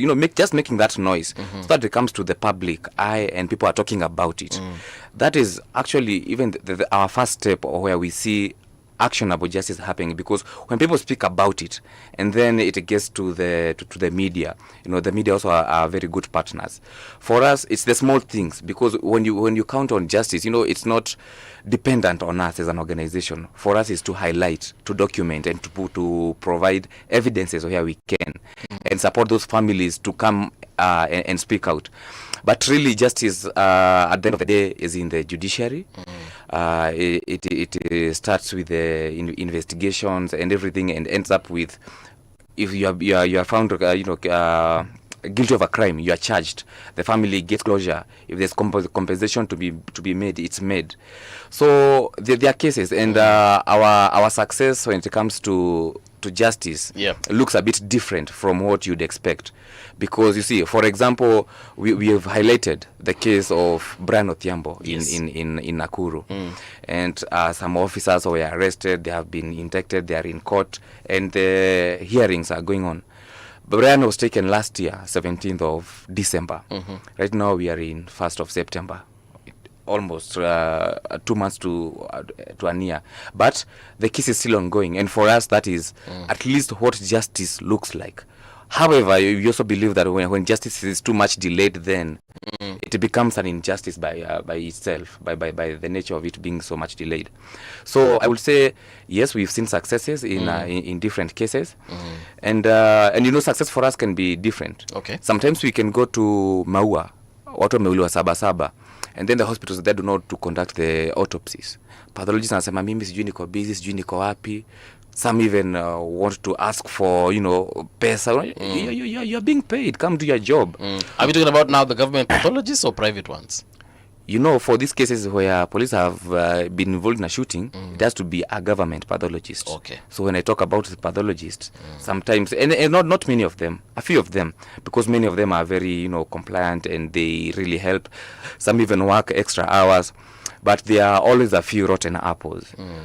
Mtu ako busy, labda ako side hustle, ako a private autopsy mahali, anaona hiyo yenyu mnakuja kuniwestia time, sitapata hii pesa, nataka kupata saa hizi. And then you see that by itself is an injustice to the family. People are grieving, people want to bury tomorrow. You're supposed to conduct that autopsy to this certificate, but you're busy somewhere doing a private autopsy. You don't want to show up. So for us, even getting to the field and making that noise and calling the people that we can call, and having that pathologist come and perform, the autopsy itself is a win for us. It's the first step of justice. At least we can be able to document and witness the autopsy. Actually, it's actually bigger than you think.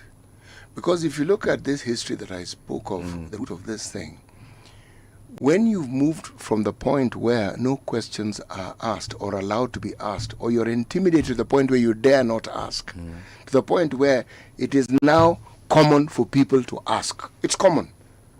What happened to so-and-so? Where did they go? It means you are actually witnessing changes. And that is where this constitution that we often speak ill of comes in very handy. Because it's clear. It gives you a backbone. Not a background, a backbone from which to actually function. Remember, historically, when something has been with you for a long time, it becomes cultural now. Yes. It becomes the norm. Okay? Because it's established.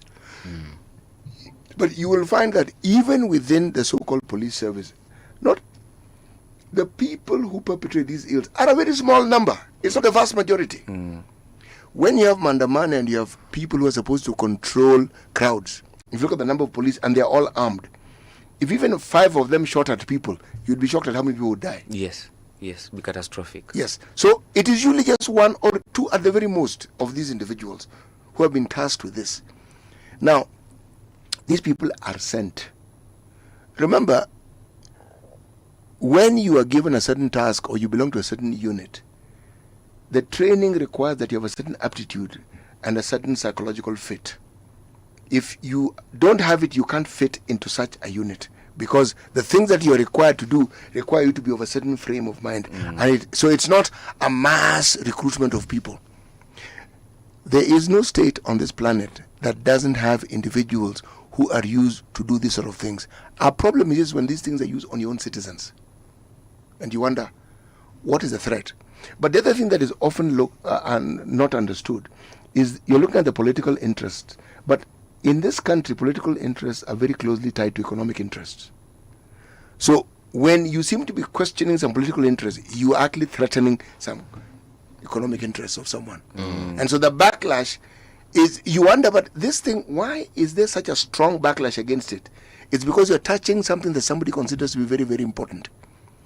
Then you look at the progression of it, where over time, instead of just silencing, intimidating people and having a compliant judiciary, a compliant police force, we make it independent. The Constitution made it possible.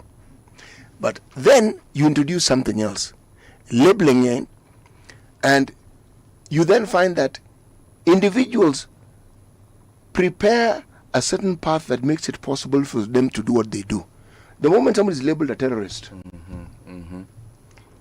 you know, now you stop being a human being. You are this thing that causes terror. You just happen to walk in the shape of a human being. And then laws which are unclear, the Constitution also sorts that out. In the earlier times when I was a young man and I mentioned to you, there was a word they used to use, sedition, haki. You didn't, they just needed to say that they found you seditious literature, haki, you're going down. Nothing you can do. You're going, said this thing was published, this thing was, that's all that was required. Now, the word terrorist follows that same thread where a labeling is found and it is young men. And then you profile. For the longest time, when you talk of Al-Shabaab, you're talking about somebody who looks like a Somali. Okay? Then it became young men from what you call economically disadvantaged areas. Then you suddenly find some of them came from Meru, some came from Western Kenya, meaning suddenly they are all manner of people who could be labeled as terrorists. But the moment someone is labeled as a terrorist, nobody looks too closely as to what happens to you. Because it is already considered that you are somebody who is a very big threat to the nation. Yes. Now, what am I saying? I'm saying, when you look at how all these things are organized, that your organization is where it is. And that people pay attention to you. It's inadvertent, but when people pay attention to the point where you're being threatened, it means you're on the right track. Otherwise, they wouldn't bother with you. Yes. But I want to add a rider. One of the things about the police service that sometimes we are not told, they may target individuals, and we are also informed that this individual is merely a blogger. Like this gentleman who was killed in the police cells. Albert Ojwang. Albert Ojwang was a blogger. He was a teacher. We know about him. But not everybody is just a blogger and a teacher. Yes. Yes. There are individuals who are more than that, but we are never really told what it is that they do. So we assume they're just bloggers or teachers or whatever it is that they do. The unfortunate thing about something like a police service or the intelligence gathering arm of it, which we now call NIS, there are very many things they do which they cannot tell you. The nature of their business, they cannot tell you. Like, the police will not report the number of foiled attempts they have made at terrorism attacks. They will not inform you about every detail. They'll inform you about one or two. But there are very many other things that they do. Now, unfortunately, when you have a culture of suspicion, which accompanies this culture of impunity, it doesn't matter what you do. We take the worst possible case scenario, and that's what we believe. Yes, and unless you can come out and tell us, you know, there were stories about Ojwang. He was being paid by, I don't know, a politician X, by politician. We don't care about that. You should have taken that to court, and then that should have come out in court. We would have known. Yes. And then probably our feelings would have been on your side, but Ojwang would be alive. So for us, we do not care what someone has done.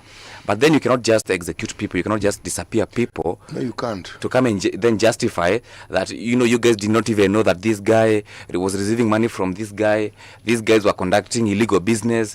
These people were a threat to the community. Why did you go to the courts? The courts are there for a reason. Let's meet them in court. In fact, if they are a danger to our society, we'll even be in that court supporting you against them. But when you kill them, surely we cannot be on your side. You don't have to ask this question. Because we then blame the entire police service. Anytime there's a death, there's a question I asked myself. Who benefits from this person's death? That's a question I ask. It's a simple enough question. Who benefits? You know, someone once told me that if you're a noisemaker the Albert Ojwang kind of noisemaker, whereby every time you're posting stuff about some powerful individual, and they of course by the time you're posting those things zinasumbua that particular influential person, of course that means there's truth to what you're saying. So two things will happen. So he will either, or she or he will either come to you and offer you a bribe, zile za Michael, fanya hivi, shika 20 million na nisikuona ukiandika stories zangu tena Twitter. And if you refuse that 20M, then there is only one way. You go to the next step. Yes, because I've tried silencing you. I have tried being, cordial with you. I've offered you this. I've even asked you, what do you want then? You don't want 20 million. What do you want? Then Michael, you're like, pana, mimi staki. Lazima watu wajue ni mtu wa aina hii niseme, sawa. Lazima wajue. Sawa. So, I don't know how true that is.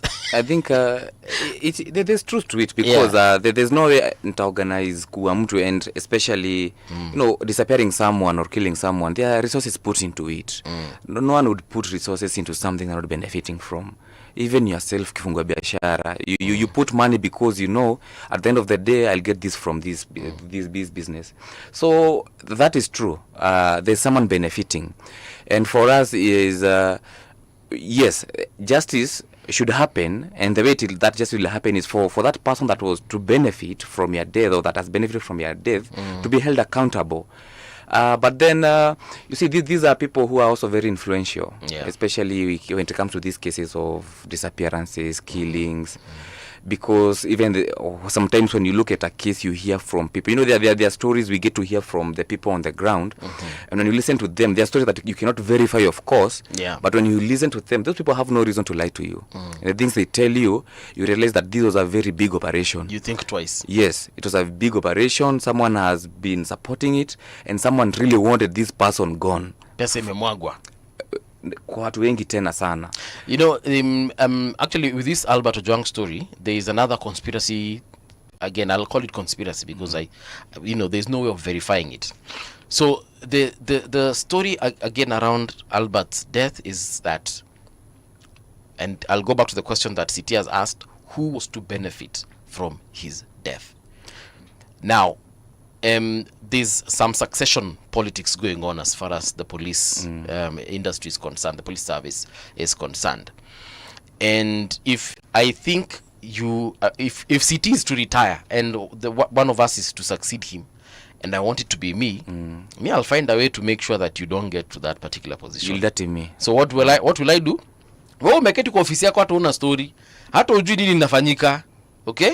Kidogo inasemekana, Michael Kuria has orchestrated the death of someone, and you're like, how, when? Me, I don't even know that guy you guys are talking about. Yeah? Or you know him because you probably have a court case with him or her in the courts. And now someone has taken advantage, and that someone is me. I have taken advantage of that situation to ensure that I do what? Nikate your link to the top. Again, that is just another story, a theory that is out there that is being floated. Yes, and nilikuwa nasema, you see, hizi stories tunasikianga nyingi, we should not just dismiss them. Some might be false, some might be true, but then we need to verify each and every story we hear.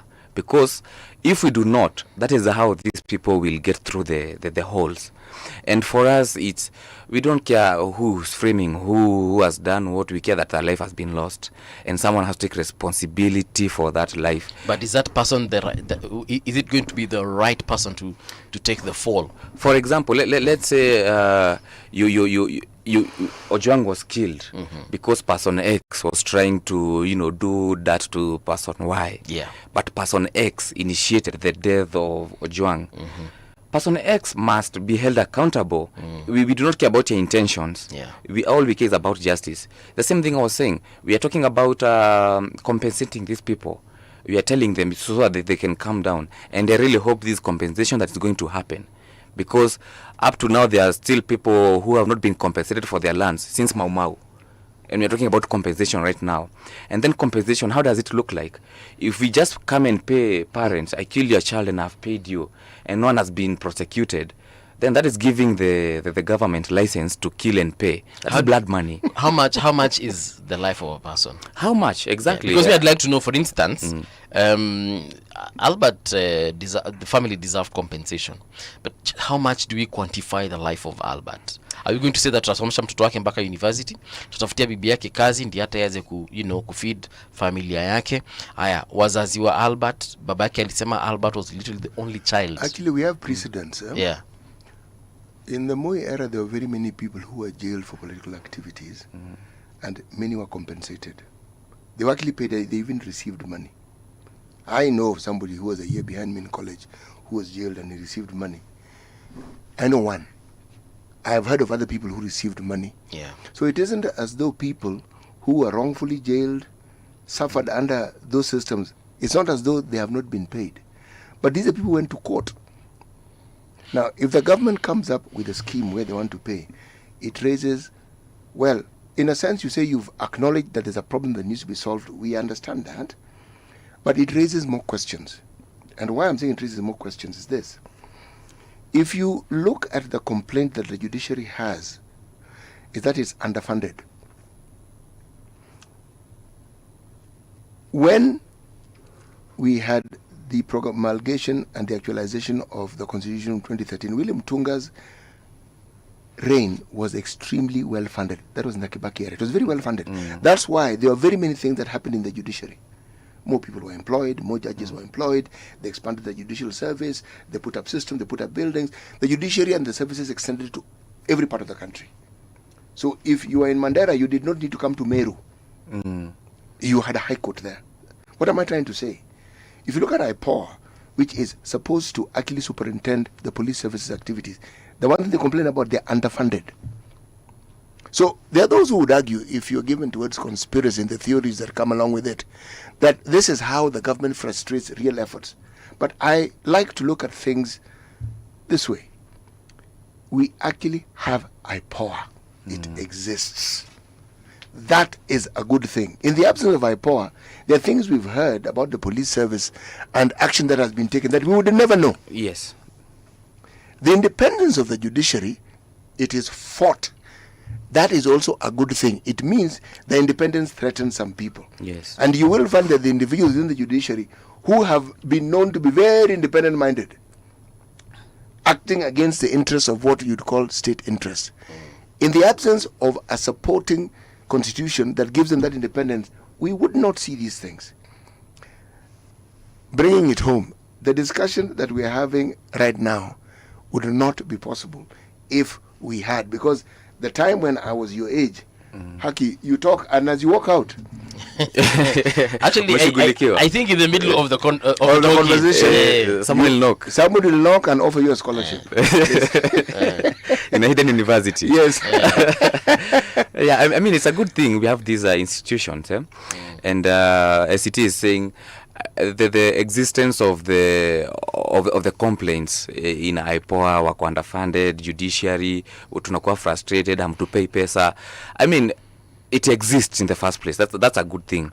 At least tuko na some few cases we can say are in court. Rex Masai, Kirato Evans, and kuna Brian Odhiambo. Kuna inquests zinaendelea. Yes. Something is being done. We should be appreciative of that. But then the constitution then says it's not a favor. This thing should be happening.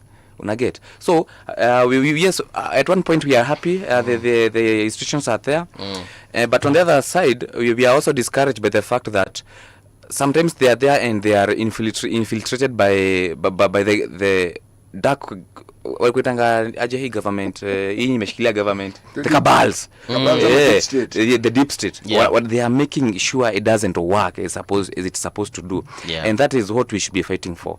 The systematic, injustices that are also happening in those institutions. Those people are also frustrated. Sometimes you talk with some of them, and they'll tell you their stories, and you realize it's a hard job you are doing, but my guy, you need to do your job. I'll do mine. I'll press you until your job is done. I'm sure if you were to ask some of these folks that if they were to be found guilty, or the ones who are actually perpetrating these particular crimes, I'm sure if you were to ask them, they'll tell you they are the utmost patriots of this country. Yes. And they'll tell you, look, the reason I am doing this is because, Michael is trying to destabilize this country. Michael is trying to do this and this and that. And Michael, on the other hand, is like, me, I'm just fighting for truth and justice. See stories in accountability, the fighting of corruption and impunity and all that. Yeah. And each one of them, if you were to actually talk to the children of these people who are committing these crimes, they'll tell you that my dad is a hero. He's a hero. Budangu ndio ameshikilia country, bila budangu nyinyi hamko. And that's why we are saying, if right here we got into a fight, and one of us is deceased, mwenye ameua atakuwa tu kwa roho yake anasema, mimi kama singemuua ngeniua, ingekuwa ni self defense, ingekuwa. And that's why all these stories zote, we want to see them in front of a judge. Let a judge decide what really happened, what should have happened, because now we cannot say that for example there was a conspiracy, let me call it that, for them Mlolongo 4. They were in business, it was a wrong business deal. I don't know sijui nani alioshwa, nani akaosha mwingine. All that doesn't matter. All that matters is that people were abducted. 2 up to this day have not been found, and the 2 that we have found, the pathologist alisema hawa watu walipigwa. Even the pathologist was shocked. Alisema hawa watu before wakufe ile vitu wameonwa. Walipigwa sana. You see, us, we don't care who was conned. Any story that whatever really happened between those guys could have been solved in a court of law. No matter the justification, the intelligence services will have their reasons to abduct you. But let me ask you something. If we are doing a deal, it's a corrupt deal, and we were supposed to steal, say, 1 billion Kenya shillings from Shah, and to maybe a person who can yosha, which court of law will I take you? You see, that's the problem. You should not have participated in the corruption in the first place. But you get my point. But I get your point. Yeah. You see, that which court of law, which judge will I go and stand before and say, Michael and I stole 1 billion. Michael took the entire 1 billion. He didn't give me my cut. But also, I'm not a lawman, but I would assume if we do a deal like that, and unioshe, I believe with the judiciary, with the lawyers, there's a deal that can be made. A deal can always be made out of court. Yes, out of I can decide. Since we're student together and you don't want me to give me my share, let's all lose it. I go to court to tell them we did this. I'm asking for leniency, but these guys the money. But Michael, but is that what really happens normally? But do you think Michael will let me get to the court? Because before I go to the court, chances are threatening you. Mwambia Michael, nipatie do yangu ama mimi niende kotini. Budo utashikwa. Uniambie Mbuvi siuende, unajua nanga wewe siuende.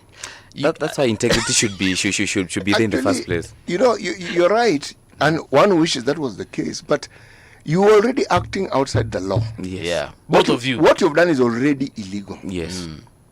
But even within that ecosystem, the laws of that illegality or that ecosystem, they exist. They exist, and their consequences are very real. That's why you are told there's even honor among thieves. You know what you've done.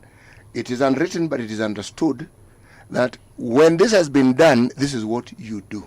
It is also understood, if you don't do what we had agreed on, this is also what happens. It is understood. And usually, the guarantee for it being done is your life. It's not anything else. Yes. Yeah. People get shot mysteriously. Somebody was in their car. Somebody was taking their child to school. Somebody was driving and there are 5 people in the car. It is this person only who is shot. At a traffic stop. Yes, nobody else.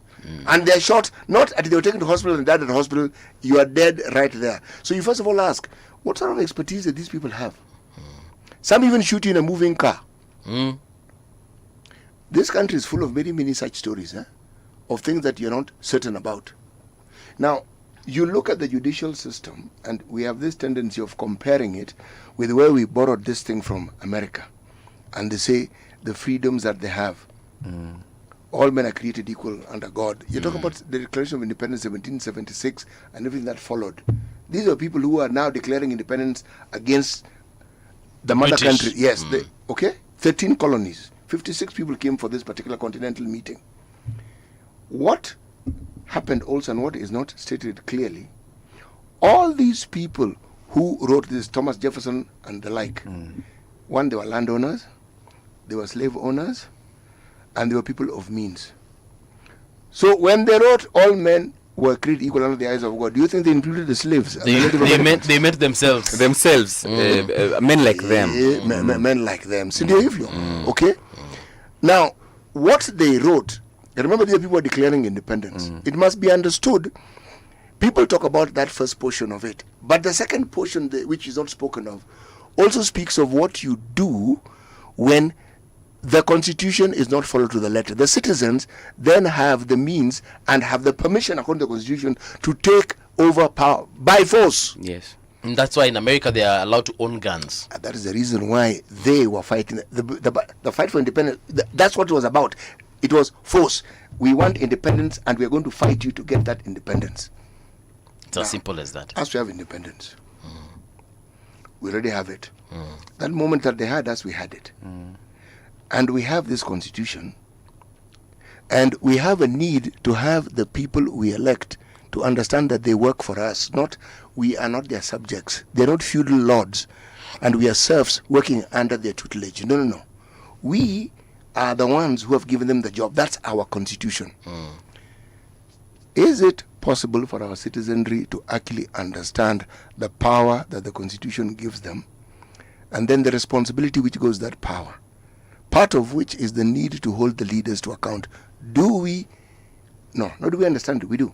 Are we willing to embrace it? Because to embrace it, it comes with a cost.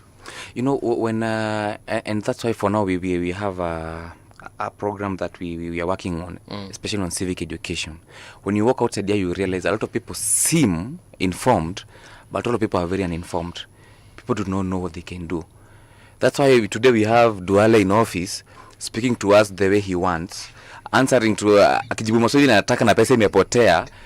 Akiambia journalist mfungue hospitali ndani huko kwenyu kwa hiyo organization yenu tutakuja kwa license. How do you tell your employer that? I mean, people seem to know what they what they're supposed to do, but people don't know. And that's why civic education is very important. But let's not forget that he's the same guy who once told another guy, "Hey, pesa shema mako." Exactly. you see for them. So don't be shocked.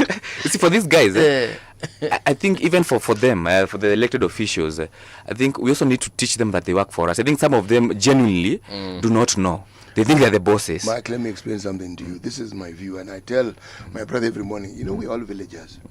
And we think like villagers. We may think we're in the 21st century. We have a tendency to like the idea of those who are errant, who don't please us, teaching them a lesson. Now,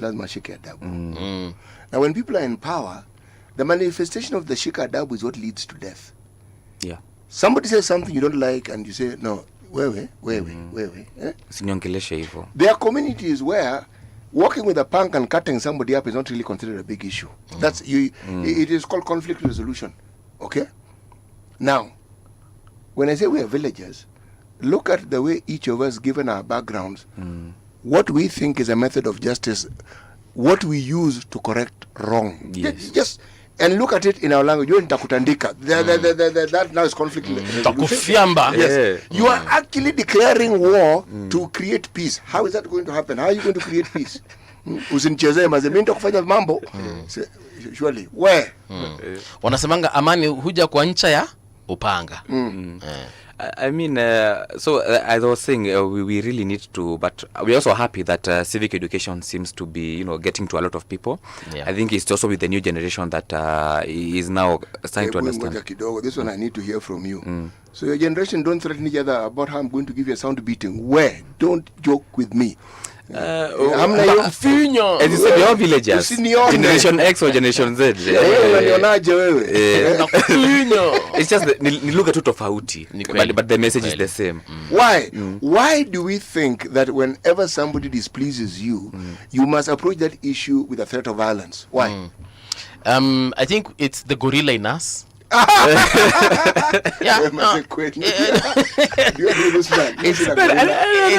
mean, it's the gorilla in every single human being. It's the original human nature. Exactly. That's the excuse, bro. If we actually go back and look at human history, from our inception before we became Homo sapiens, that's the only language we understood. That evolutionary process you speak of doesn't exist. We speak about evolving, and human nature. You think it actually changes. It is muted. It doesn't really change. That's what I'm talking about. That's why I said it's the gorilla in us. It's still there. It's hidden. Why are you giving this particular primate a bad name and comparing it with these bad-mannered human beings? Because gorillas are brutal. No, they go about their business. When they're threatened is when they're brutal. Yes, they do their things unless threatened. I think, you see, if we start talking about why is this happening, everyone will have their reason. For sure. Mimi babu yangu alikuwa mtu wa mshipa moja. You know, kuna toka hizo vitu. Mimi babu yangu alisema tusiambiwa hivi. Everyone have their reason. And that's why we need to follow the law, because at least it brings everyone. In your community, don't hear people saying, mimi ni mwanaume, huwezi Exactly. Sisi kama wakamba, tuambiangi kitu. Wachezagi na sisi. I mean, okay. But that is the mindset we go into. Then we wear this cloak of civility. You put on a suit and now you talk. And that is why Michael is saying, at the end of the day, the law makes us equal. It's supposed to make us equal, yes, but only if we want and we allow it to. Yeah. We fight the law ourselves. The reason why we have corruption the way we have impunity, that is a manifestation of us fighting the law. But it is just as well. That's why the law is created, because the law understands people will do wrong. So you have to have a unifying force that tells you this is wrong. When you do it, this is what will happen to you. Why do you think we don't have as many accidents as we could on the road? You are taught how to drive. You are taught traffic rules. When you apply them, minimal accidents. When you don't, it's a problem. Huge. People die. All right, gentlemen, unfortunately, we've come to the end of the show. But before we leave, before we allow you to leave, Michael, maybe just give us the way forward in 20 seconds. What are we looking forward to as far as Vocal Africa is concerned? And then, of course, the truth and justice that we're looking for. Well, I think I will take this chance to end my stay here with this statement, that when it comes to justice, compensation, because that's what is really being talked about right now, compensation without prosecution, without accountability, is just blood money. There'll be no justice without people, being taken to court, without closure, and without accountability in the first place. Let us stop trying putting tapes on wounds. Let us try to heal them really properly, so that these actions don't repeat themselves. Yes, and for us at Vocal Africa, we are about human rights, and we also encourage people to speak whenever there is a violation that is seen, because we cannot be available for everyone. True. Yes. Thank you so much, Michael Kuria. He's Operations and Networking Officer at Vocal Africa. Do stand by. We're taking a short break for the news. When we return, of course, the conversation continues with some new guests, and I hope they're here. Radio generation, the sound is fine. Pump it up, turn it high all the time. Let the music move you, let's sway. Radio G's got your jam all day. Radio Generation, the home of urban soul.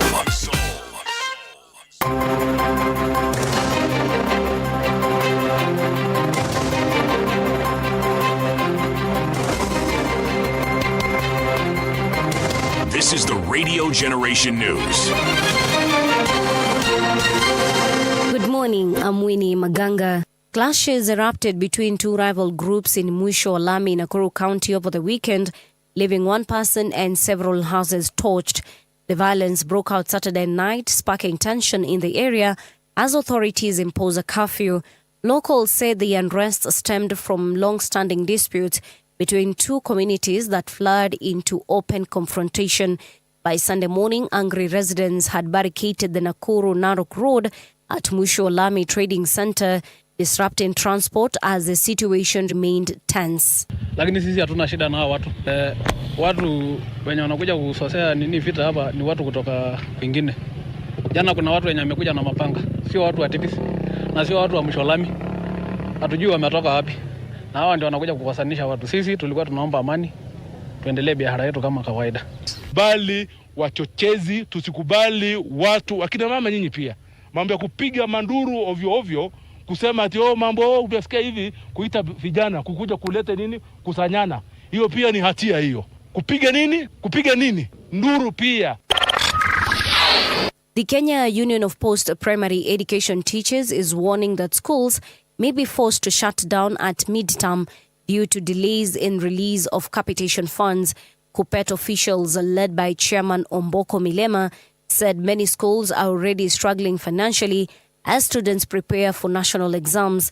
Milema reminded the government of its responsibility to keep schools running smoothly, warning that if Treasury fails to release the money by today, schools may have no option but to close when learners go on midterm break. We as a union, KUPPET, is demanding that by Monday, all capitation should be schools. Capitation ilipunguzwa kutoka 22,200 per student wakarudisha mpaka 16,900 per student. Tunataka pia waweze kurudisha hiyo capitation kwa 22,200 vile ilivyokuwa recommended na mwiri ya commission ambayo iliwezwa kutengwa kwa mambo ya capitation. Release the funds because teachers are suffering, principals, and of course the learners.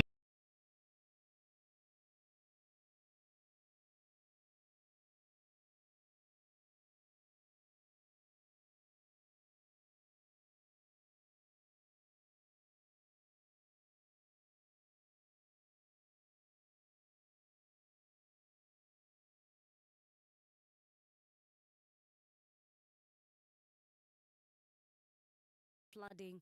Residents in Baringo County are being urged to relocate from flood-prone areas as heavy rains continue to pound the region. There are dangerous animals like the ibos. So they are not only the ibos, but there are also some other dangerous animals like crocodile and some snakes. Juzi kuna mamba ilikula mtoto ya shule. Ilishika kwa bahati mbaya. So tunahofia kabisa kwa sababu the children are not safe. They are not safe at all. A Makueni family has been thrown into mourning after their 13-year-old son was killed by a crocodile. The grade 3 pupil at Makaani Comprehensive School in Kibwezi Sub-County was drawing water from River Athi when the reptile struck. Efforts by Kenya Wildlife Service to recover the body of Kenya's Mutuku have so far failed, deepening the family's anguish. The body is yet to be recovered. The paramilitary Rapid Support Forces Commander Mohamed Hamdan Dagalo was sworn in on Sunday as the head of the parallel government in Sudan. In a statement, the Sudanese Founding Alliance, a coalition led by RSF, said Dagalo took the oath of office in Nyala, the capital of South Darfur State in Western Sudan. It said Abdelaziz Adam Al-Hilu was sworn in as Dagalo's deputy. The Sudanese army and RSF have been fighting a war since April 2023 and has killed more than 20,000 victims. And that's the Truth on Radio Generation. Good morning, I'm Winnie Maganga.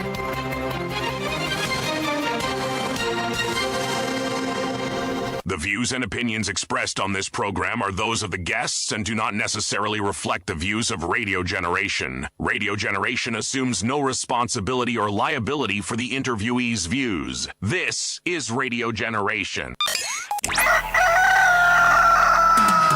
In the beginning, there was morning radio.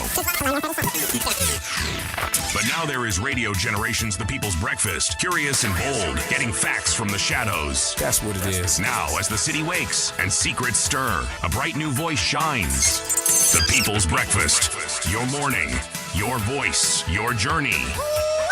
Good morning. Good morning, my neighbor. Welcome to the home of hard truths and bold insights, Radio Generation. Welcome back. This is Radio Generation. The time right now is 7 minutes past 8 o'clock. And CT has just asked me a question. What if?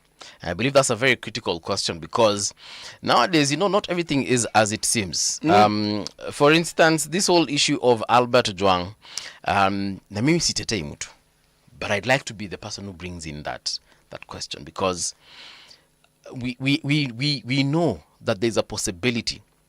But and I think you said this a couple of days ago that there's succession politics. We know about the National Police Service Commission also, some issues around that. We do.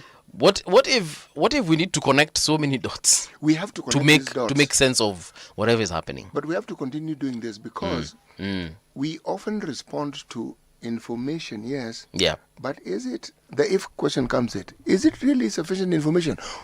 Beyond what we hear, before what we consume and what seems to be in the public domain, is that all the information that there is on that particular subject? What if there's more?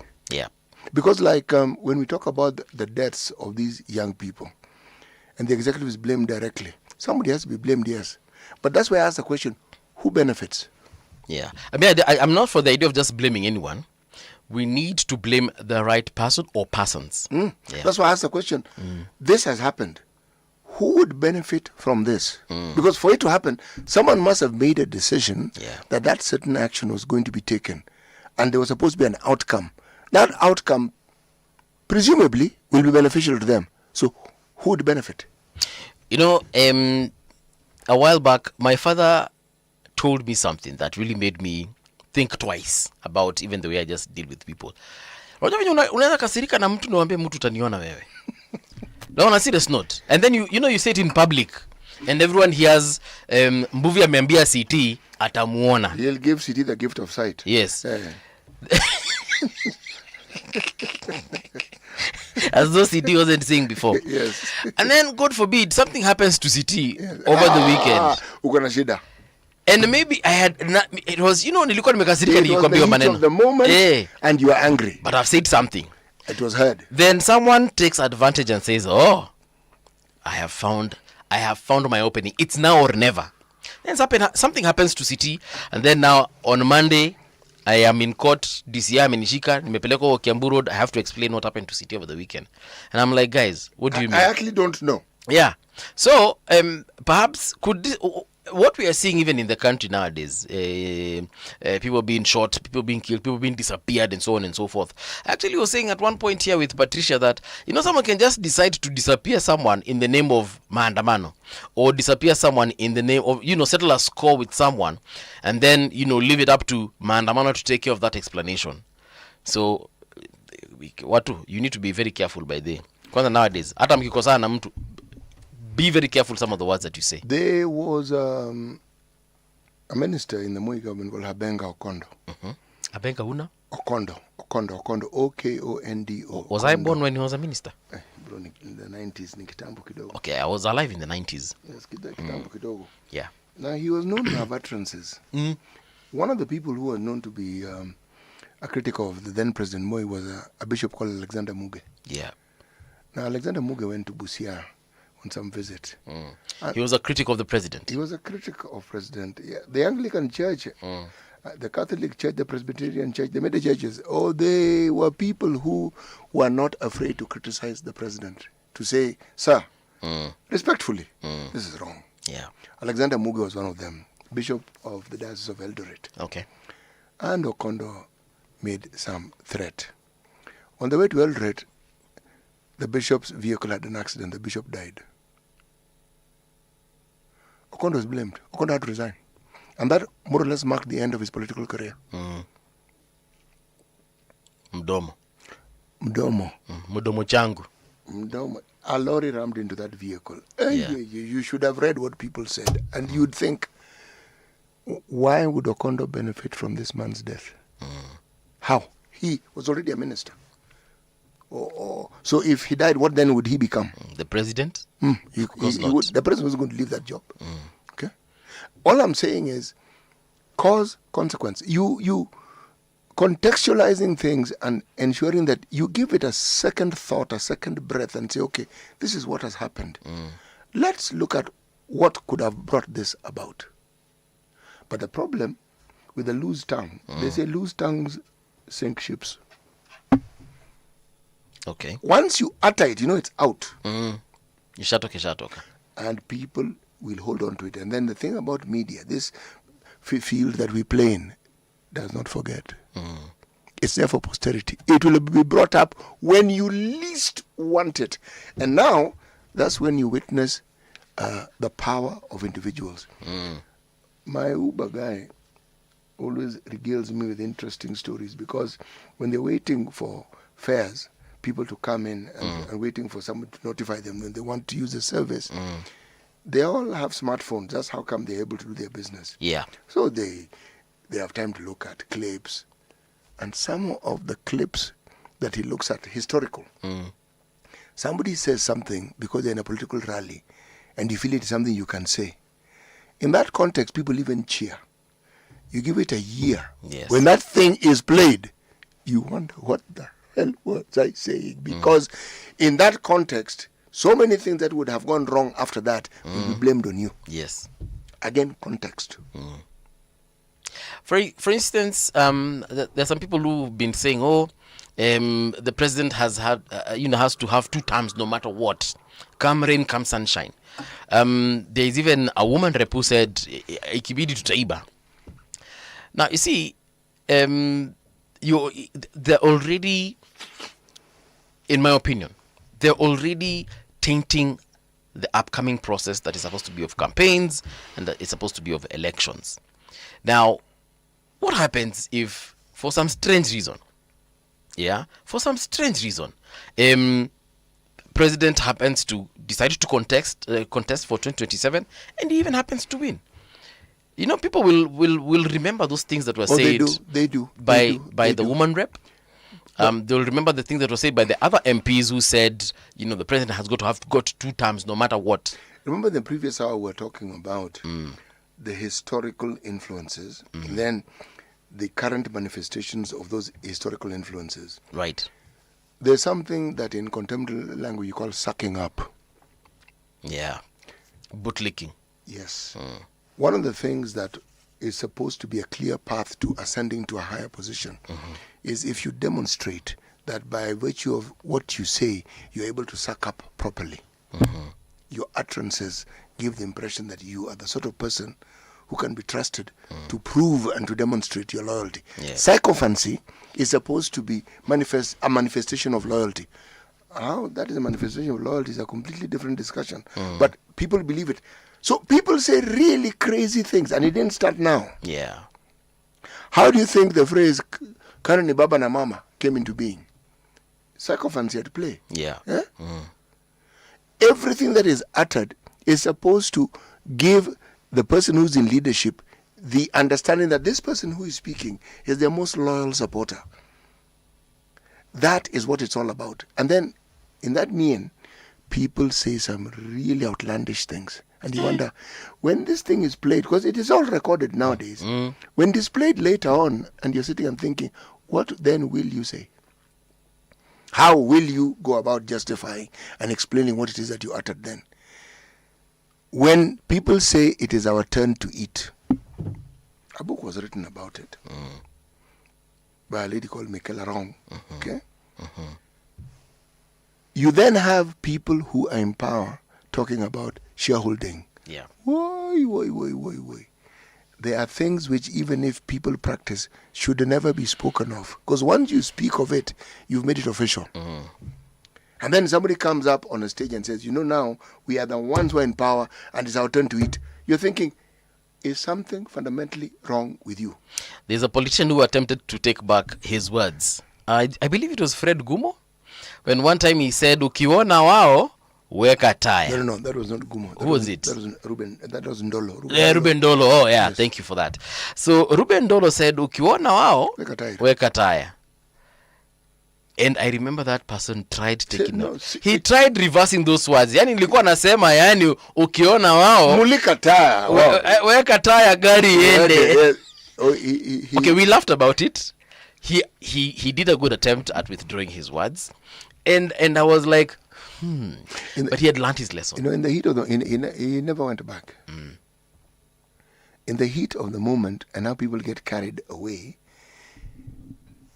Remember what I was telling you, that we are all villagers. And we are all villagers. When you look at the responses that people have, especially people in political power, and the utterances they make, the crowds cheer. But if you just pause immediately after the cheer, you wonder, what exactly are these people cheering? Somebody being killed, somebody being harmed. When you see a clip of some mayhem breaking up somewhere at a meeting, chairs flying, and the Mheshimiwa is hidden behind cars around, most people find it hilarious. And they never examine why it is that we find the misfortunes of others hilarious. Not everybody. There are individuals who, when something happens, say, good. it's happening to them. Let them also see what it means. It's a fundamental human response to a situation, but it speaks a great deal about us. And when I say we are villagers, at the core, what we actually are manifests. At the core, we tend to believe that a leader is somebody who should not be. You shouldn't contradict a leader. Akisema amesema, even if they have said the wrong thing. Si mkubwa amesema. Sasa wewe unataka mkubwa sema mara moja. Lakini hiyo kitu si mbaya. Sasa wewe ndio mwambie ni mbaya. Do you know, I've been in that position before, whereby someone has said something, and I asked the person in charge of executing it, and I'm like, City, are you just about to do that thing? And they're like, but si mkubwa amesema. I'm like, but it is wrong. And that person told me, no, uende umwambie it is wrong. Ukimwambia it is wrong, akuja niambia nisifanye sitafanya. I was like, aren't we able to advise our superiors and our seniors? No, and it's not us as Africans. We're all villagers. Human beings are villagers. Believe me. Okay. Constitution. Yes, that primate you mentioned. When you look at people who create laws, and when you understand the Judeo-Christian dictates and laws were the greatest influences of some of these constitutions and laws that we have, it is from the understanding that human beings will inherently do wrong. Yeah. So how do you curb that wrong that they will do? Okay? The reason why we can know that the American president keeps flying off the handle is because that check and balance was written and people know it. Them, they've internalized it, they know it, and they consider it to be their way of life. So when you go against it, first of all, they're in shock. When they recover from the shock, they now come at you. Now, the pushback is now what we are seeing. So we don't hear too much of what President Trump is saying, but the pushback is now enforced. People have recovered from that initial shock. It is a wonderful thing that the Americans elected this man to demonstrate what I'm saying, that we are all villagers. Yes. Because that man is a prime villager. Americans have got very weird, voting patterns, yes. Very interesting. One time they'll have Democrats, another time they'll have Republicans, another time they'll really hate that Republican, and so on and so forth. You've been talking about impunity. Yes. I once saw a minister in the United Kingdom resign because he had watched porn in Parliament. For them, they still elect they still appoint members of Parliament as ministers. And this guy came on to the podium when he was resigning, and he just said, "I'm sorry, this is not what you expect from someone of my caliber. I was given a duty, and clearly I wasn't executing it as I should have, and for that reason, I hereby resign." Another one did the same because he came to Parliament 5 minutes late. He was coming to answer questions. There's a House committee that had questions for him, and when he got into Parliament, the first thing he did, people there was this uproar that umechelewa umefanya, and when he was given the chance to talk, he came and said, "Guys, I'm really sorry. I know I was late, and I hereby resign. Let someone else who's more serious in this position do what? Take over." Hapa Kenya, at TCS I resign. For why? Ana resign kama nani? Wewe ni nani ati unamhold to account? I feel like we haven't really gotten to that point whereby we are serious about, number one, our governance, number two, and even those ones who are actually politicking and governing us, they haven't gotten to a point whereby they are actually honorable about the positions that they hold. Let me tell you, you can go far back into history.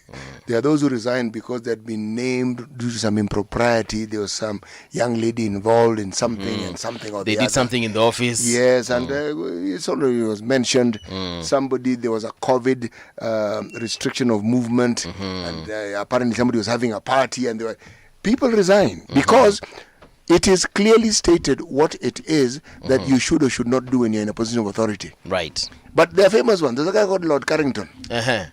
Lord Carrington resigned because of matters relating to the Falklands War. There's a war around Egypt. Lord Carrington. Yes, walikuwa napigana na Argentina. Watu wakafiatana. And history ikasema, this man, he was in charge and he handled it wrongly. There were resignations that followed immediately after. the current PM of the UK, a guy called Stammer, he has something like 5 people resigning from their positions. They don't agree with him. They don't like the way he's handling things. We see these resignations because people believe that that good name they have cannot be associated with certain activities. So they'll say, thank you very much, but I'm not going to do this. Yeah. We are the complete opposite. Resign. For why? Why? Niende wapi? Okay, this thing which I've done is what? The position that we have, I don't think is absolutely wrong as people assume.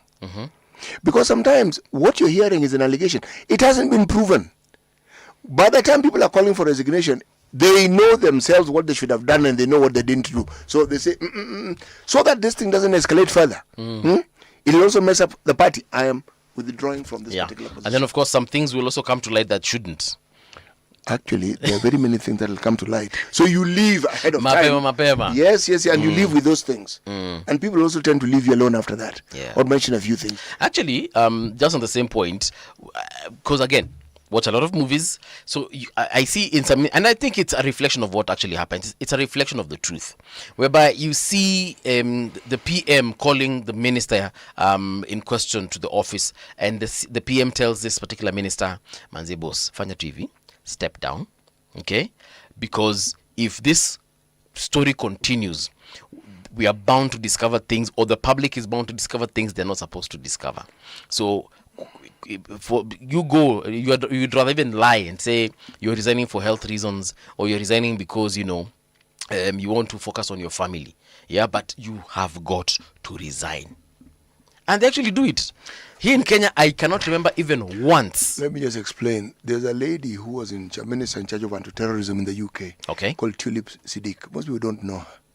You know why she resigned? Why? The Bangladeshi leader who had to flee her country, a lady by the name of Sheikh Hassani, he's her auntie. So it was guilt by association.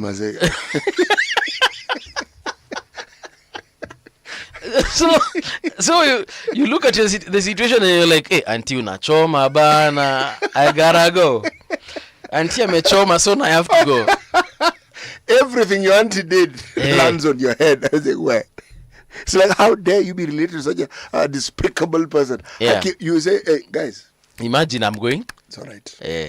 We don't have to quarrel. Yeah. I don't have to. There's some questions I can't change. answer. She can't stop being my auntie. Yes. So let me just bounce. Let me just leave.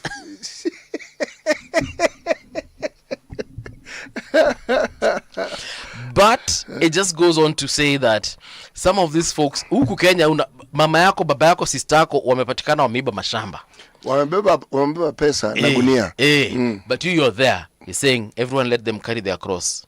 And you're saying, yes, we have similar names. Now you're throwing your relatives under the bus. Under the bus. So now you're no longer even related. What did they do? But what does that have got to do with me? Yeah. See the name? Yes. Yeah. When you think everybody who has that name is my relative. That means they're a relative. But my friend, the destination is under the bus. Okay? The people who hold themselves, these are citizens who have understood the high moral ground that you must hold if you're a leader. And the understanding by these leaders that they're actually accountable to the citizens whom they serve. So the actions are the demonstration of their level of understanding. So when you seek leadership of that nature, my friend, you'd better be a person who has a very, very serious and strict moral code of understanding. Yeah.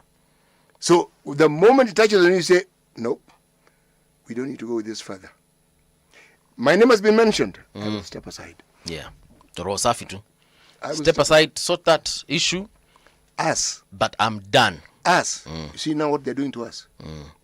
It is you actually. Kwanza, you go back to the village and start telling people our community is being attacked. We're being targeted. We're being targeted. There are people, and even you mentioned, from this place, who doesn't want to see any of us in this particular position. And when we are there, they must create things. And my friend, you are as guilty as sin. Ni wewe uliiba. Yes. Ni wewe ulifanya. Yes, ni wewe. But you're there, you go and say, Bona, they didn't ask people from this community. Si nani alifanya kitu fulani? What about so and so? The previous one. Why is it us? You're like, what on earth are we talking about? Yeah. What on earth are we talking about? You know? So I believe that at one point, perhaps, in the very distant future, in another maybe 200 to 300 years, perhaps we shall get to that point whereby, after we have experienced decades and centuries of democracy, perhaps we shall start seeing, or rather stop seeing, impunity in this kind of manner. You know, this lady, Siddiq, she was actually fighting, she was in charge of financial services and fighting corruption. Yeah. Now, this is where the conspiracy theorists come in. A lady of Bangladeshi origins, minister in the UK. Yes. Do you think that there's a remote chance there were people who are not happy with her being there? Of course, there were people who were unhappy with her being in that particular position. Considering, first of all, her race, the fact that she's a woman. Yes. Shida. She denied and said, guys, I've not done any wrong. They were not letting it up. Because then you ask the question, if indeed there was somebody whose complexion and origin was not similar to this lady's, but would they be having a problem? And yet, they probably had a relative even in that same country. So is it an African thing? And when I say an African thing, I mean, perhaps CT, and correct me if I'm wrong, was Africa designed to embrace democracy? Actually, if we are referring to democracy as practiced in the UK, then the answer is a resounding no. We had a system which was not allowed to evolve organically. What you see in the UK, what you see in America, evolved. They went and killed almost every Native American they could find. Yes. Okay? Left a few. Okay? They escaped their countries because of similar things that were being meted against them. Some, it was religious persecution. They come to this new land called America. Yes. And The they thinking do the same that was thing. there, which was witnessed in a period that is referred to as the Renaissance period. Yeah. The awakening of new knowledge.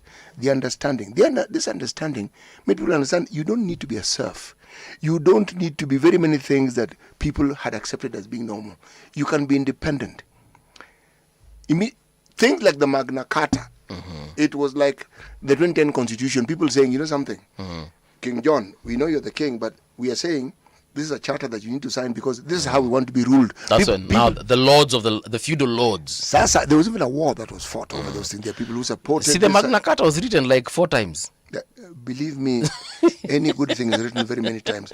This constitution, how many? You told the Naivasha version, the Kilifi version, the Bomas version. Okay, which version? Because even the Pope at one point repealed one of the Magna Cartas. Yes. The point I'm trying to make is the endeavor that human beings have to try and ensure that their lives are better. Many countries formulated their way of doing business organically. They and their neighbors formed it. We are struggling because a lot of what we see was imposed. It was imposed. So there was a disruption in the way we did things.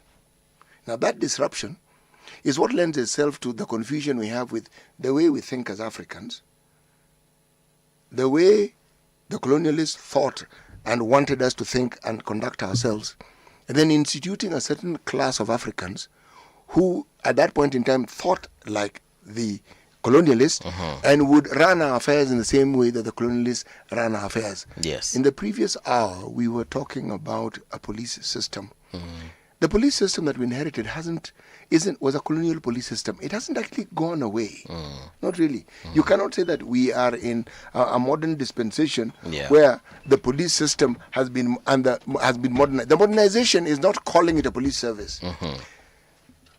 If there is no process that tells you that the thinking around policing has changed, there's a training that is supposed to ensure that people think differently. If that doesn't exist and you don't see evidence of it being a continuous effort and you don't see the manifestation of it perhaps with new recruits, then we still have the old system and people in the old system just wearing new uniforms.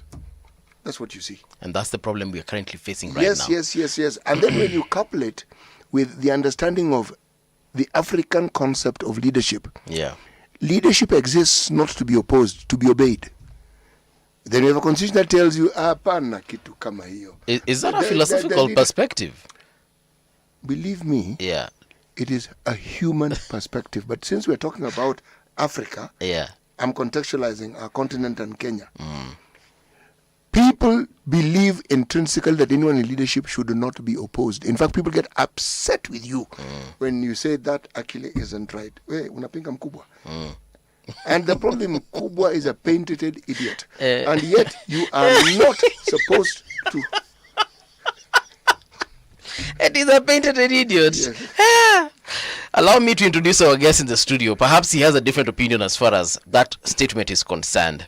Titus Mutai is back with us again. He's a political commentator. Titus, a very good morning to you and welcome to Radio Generation once again. Good morning, Mung'ala and City. Karibu sana. Nice to join you again. Karibu. Yeah. You've just heard what he has said. Yeah. That leaders are patented idiots. Do you agree? You can't say he's lying. There is an element of truth to what he's saying. Yeah. Basically based on what we see sometimes, or some of the utterances we hear our leaders sometimes speak.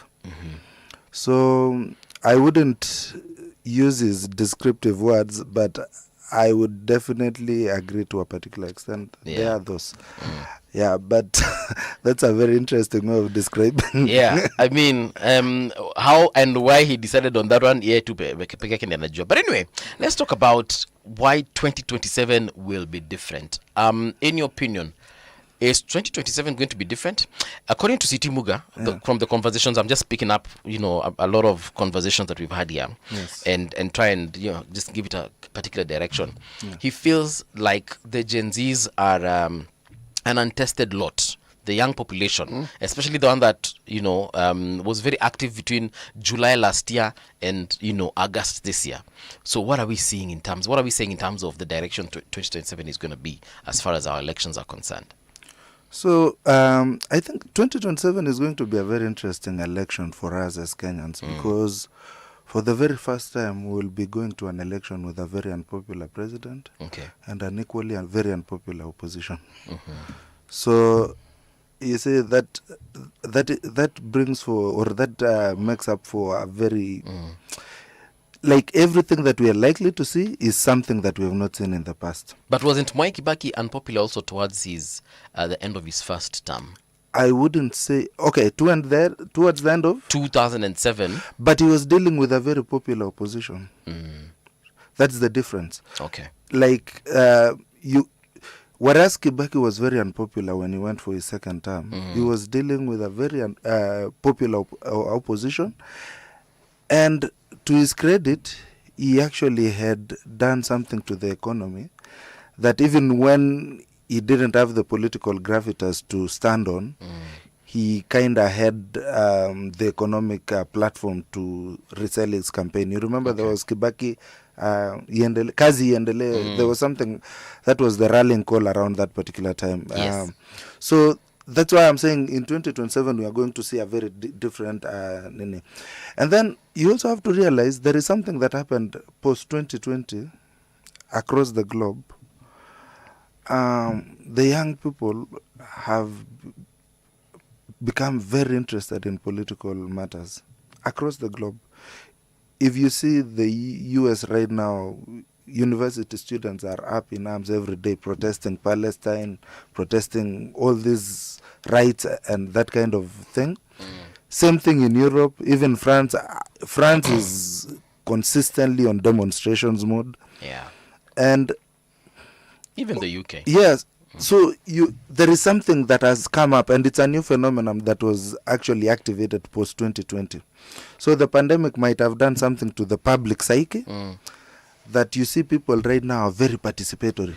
You put up an event right now and people turn up in huge numbers, because I think that enclosure made people want or desire freedom aspirationally.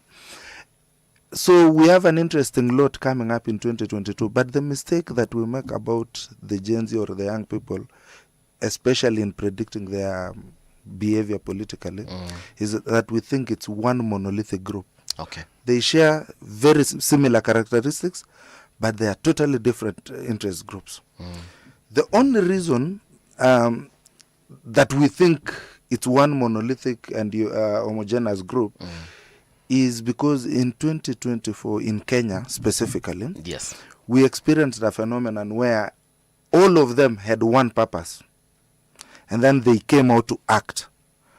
But I don't see that happening in 2027, them coming out with one purpose the same way. This was a very specific thing.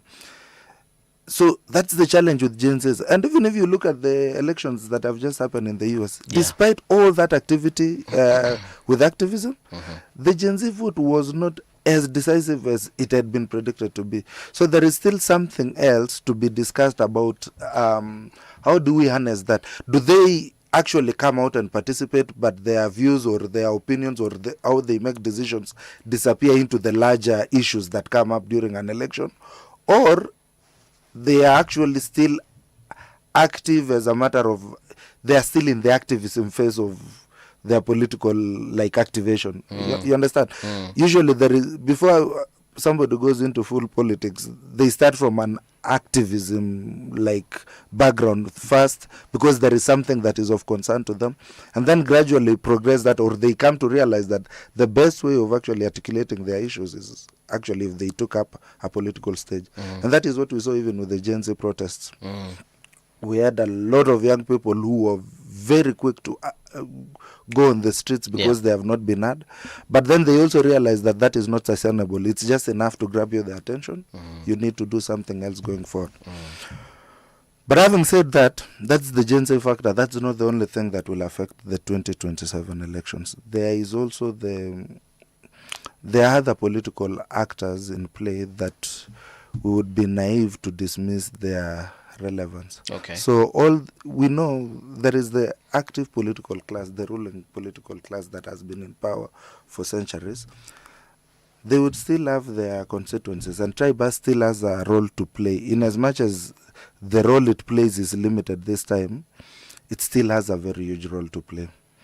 I think another thing that will also come into play is we usually undermine the role of foreign political interests when it comes to Kenya's elections. All right.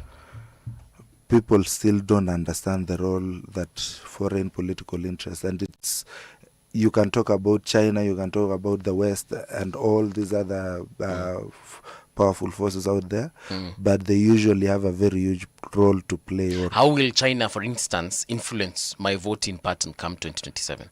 You just need to see the kind of money China spends in Kenya. And then you don't need a lot of explaining to money. Like every political move is usually followed by money. If I am investing in your country, I'm interested in your politics. Do they have a media company operating in Kenya? Oh, yes, they do. Exactly. Several, actually. I think that's they politics at play. They have like two. You see? There are more than two. Exactly. So I only know of two. Yeah. So you realize, so when you ask that question, that's the answer for you. Yeah. Like it's as simple as that. They all have interests. And for that to happen, it will really depend on what happens between now and 2027. First of all, the opposition, we are yet to see if the opposition will hold. And from the united opposition. Yes. Actually, that's for now, the united opposition for now. I'm sure Muga will tell you before 2027, we are going to see a lot of gymnastics. Some people are going to be enticed with government offers. Others are going to be cheated out of a deal and they will go out in protest. There is a lot of moving parts just as we move closer to the 2027 elections. Yeah. I'm still stuck up on that point where you said we usually underestimate the influence of, and I think today I'll use this word, conspiracy theory. Ndaitumia sana leo because these are things you see in the movies. Yes. Where you see a superpower influencing the politics of a local, of a third world country, where they even go ahead and assassinate a leader or pay one leader to step down so that another one can, proceed to the very end. And we usually assume that's just a movie. Directors being creative and writers being creative with their processes. But do they actually happen? Do they is it something that we need to be honestly be concerned with here in Kenya? You're tempting me to ask you if you have been watching the news. Yes. Sometimes it looks like a movie, the things that you hear, or even the movements that happen within our political scene. I think also as Kenyans, we're a very active political society that sometimes politics, you don't give it the attention it usually gives out on. Like, politics can be very disruptive. And I think Kenyans have experienced that to a very large extent, to the point that we are becoming numb to political activity in the country. So those interests are actually at play. You always see them in the financing. They don't come out in the public because that's not where they are supposed to be, or that is not the place where they should be acting from. But they're actually there, and they are they move political parties, they move the major players. Do you think our politics sometimes gets in the way of the progress that we keep speaking of? Because most of what is spoken of in terms of development is politically motivated and politically directed. So once that is the background from which we discuss the way forward regarding the economy of this country, is it likely that we will actually see the changes that we speak of simply because the movers are politicians and the things they say are political? So, to that question, yes, we will see changes. We might not see them at the pace with which we desire to see them. That's the only difference. Is our desire realistic? Our desire is realistic based on the pure fact that it's attainable if it were done. But there are also other mitigating circumstances. Because in as much as you say politics is getting in the way of our nini, you have no alternative. People will still play politics. People have interest. People will still always come. Unless you are saying we go the way of a benevolent dictator, which in this country, first of all, has been proven. Exactly. In our country, first of all, that will never happen. Our country is like a bar. It's not like a church where you tell people, let's stand up, and then everybody stands up and we are singing. You tell people stand up and then somebody sits down, or they move from the chair to the ground. That's or they walk out. Or they walk out. So you see, in our country, and they have a right to do that. We can't deny. They know they have that exactly, right. And they know they have that right. So I don't know whether maybe we are saying we need to get rid of like interest generally, because you also need to realize at the core of this politics is interest. People don't just make noise for the sake of making noise. There is usually economic interest attached to it, or sometimes communal interest attached to it. There are some religious interest attached to it. So there is, at the core of all these things is interest. Sometimes you've seen situations whereby we all know we need a road here. Yeah. We can all see that the road is impassable. And probably a tender is floated. Yeah.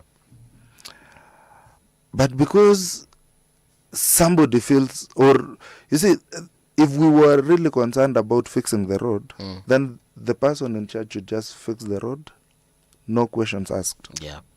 But you see, our system, we will not just allow you to fix the road. We will first ask you to justify why you need to refix the road. Even when we can all see, that's our system, the way it has been orchestrated. That's why the budget goes to Parliament first, so that we debate or we negotiate with each other. That's actually what goes on in Parliament. Negotiations. Exactly. A member of Parliament's primary role is to ensure that Is it negotiations or horse trading? I would call those synonyms for the same thing. Horse trading is very different from negotiating. Yeah. Yes. Horse trading gives a nefarious tint to the negotiation. Okay. Yes. It means now it's barter. Yes. It's not the negotiation you assume that would look at priorities. Yes. No. That's out of the window. Okay. It is, okay, so if we give you this, what will you give us? What is in it for me? What is in it for me? Yes, exactly. So, okay, we'll agree there. And how will you? And that's horse trading. So I think we just used the opportunity for negotiations to horse trade. That is what our politicians decided to do. Or that's basically what our society kind of decided to do. But having said that, I still believe to a very large extent, when we negotiate our development in Parliament, basically, we usually negotiated on the basis that your member of Parliament should be there when it is done, so that your interests are represented. Most of the time, our members of Parliament barely even appear on the floor of the House to debate issues or to... I hear committees are the active breeding grounds for corruption. Yes, like we were told by the president that that is where they actually do the horse trading instead of the negotiation. Is it the same committee that is it the same places rather that someone was asked to part with 150 million? I think that was I think he was referring to a governor who kind of... Yeah. He wasn't us, he came with the money knowing they would take it. Oh, yet. That is the voice of Professor Gitile Naituli. He's an ex-commissioner with NCIC. Karibu sana. And I like what you're saying, that he came with the money ready to part with it. And then, because, they will take it. That's what they do. And they said no to 150 million. Yeah, and I don't know also, if you remember, it's so normal that when the president was talking about it, he confessed to giving them bribe. He said somebody took 10 million, kumletea ilifika, meaning that he actually gave somebody money to go and bribe, but then the person decided to keep it. And so, you are guilty whether when you give them bribe, you are guilty when you receive it, you are also... So it has become so normal that the president actually confessed. We have normalized. I need to meet the president. We need to interview the president here very soon. But Professor, first of all, welcome to Radio Generation. Thank you. And we were just talking about the direction that the country is taking, and one of the things that we were tackling here with Mr. Butai is the fact that there is this voting block that people seem to see is magical, and for some strange reason, it might be the deciding block. And I'm talking about the youthful generation. People want to refer to it as Gen Z, but I feel like ni Gen Zote at this point. But what are your thoughts in regards to that particular voting block? This block, they are strong 12.8 million. If you look at the 2019 census, right, and then they are ideologically awake. That is an important factor in voting. It means that they are self-motivated to actually vote, and I want to believe with those people that they will be the deciding factor in the election. But also, what is people are not also seeing is our last election was national without the tribe. They didn't have any tribe in it at all. It was about issues, It's about issues, and people trusted the president. He was extremely effective in selling himself and selling his agenda. And the people liked that. Showing that the Kenyans are not necessarily tribal. But the next election is going to be strictly tribal. The 2027 one. Yes. Now the question is whether the Gen Z will also fall into that, but it's going to be extremely. What makes you say so? The tribe will come right back because it's been brought in by the current administration. Really, only the government can bring bad things to the country. Okay. Now, because the tribe will come back, they organize around it. Because now the conscience is very alert. You see, I was hearing some people, I was at home, I came yesterday, and the people are just talking somewhere to themselves. They were talking about there's a new candidate in the Mount Kenya region somehow. And they were saying, look, we trusted Ruto with our lives. He robbed us like Angu, and why should we trust this other guy? So, are you saying, are you talking about Rigiji or a different candidate? No, you see, Rigiji is there. Oh, okay. But there is an emerging one. An alternative. There's an alternative emerging. And they were saying, this one is also external to them. So they are saying, we trusted Ruto with our lives. External person. Yes. This is how tribalism has come back. And then it dropped us like Anguan. So what makes now we have split in all directions. Yes. So why should we trust this other one? Do you understand that the thinking? Yeah. Is creates what is called handy mentality. Yes. So now people means that they can be handed into one direction by whoever they trust. That is where we have gotten back from after getting out of tribe in 2022. I don't know, Mutai, what do you think about the professor's utterances? Do you think that in 2027 we're going to be properly tribal? Because you said that this is going to be heavily tribal. I think we will be tribal in our decision making. Usually, the best predictor of the future is the past. So, in fact, I would tend to disagree with his view that in 2022 we didn't vote based on tribe. If you look at the voting patterns, where did Nyanza vote for? Let's just go for that. Where did Western vote for? Where did Rift Valley vote for? So we had a few pockets where there was a shift kidogo, like for example in Bungoma you would see there was a shift in, but primarily we still were very tribal. Like if you were to, the role of maybe the tribal narrative was not really trumpeted as much as it should have been, but the voting patterns never shifted very much. From I think if they were tribe, for example, the Kikuyus would not have voted for Ruto. Because they are under Kikuyu candidate there. So I don't know what he's saying. What the Mbugoma, if you just give me an opportunity. Just one minute. You see, if you look since Multi Party 1992, the Mbukuzus have always voted with the Central Kenya. Okay. In every election, including the last one. Now, the last election, it didn't depart too much from now to his credit, because Raila has his supporters. Yes. Raila got 1.4 million from Central Kenya, which has never happened before. And the Ruto got 4.7. That was quite half of the vote that he got. So if it was strictly tribal, Ruto wouldn't have gotten the votes from Mount Kenya. The way I see this vote going to break, the way I personally see them break right now, Ruto will collect the other Kalenjini votes. Okay. If Raila supports him, he will get 60% of the Luo vote if the Gen Z rebel. Okay. If the Gen Z don't rebel, then he is likely to get 100% of the Luo vote. He will get the Somalis.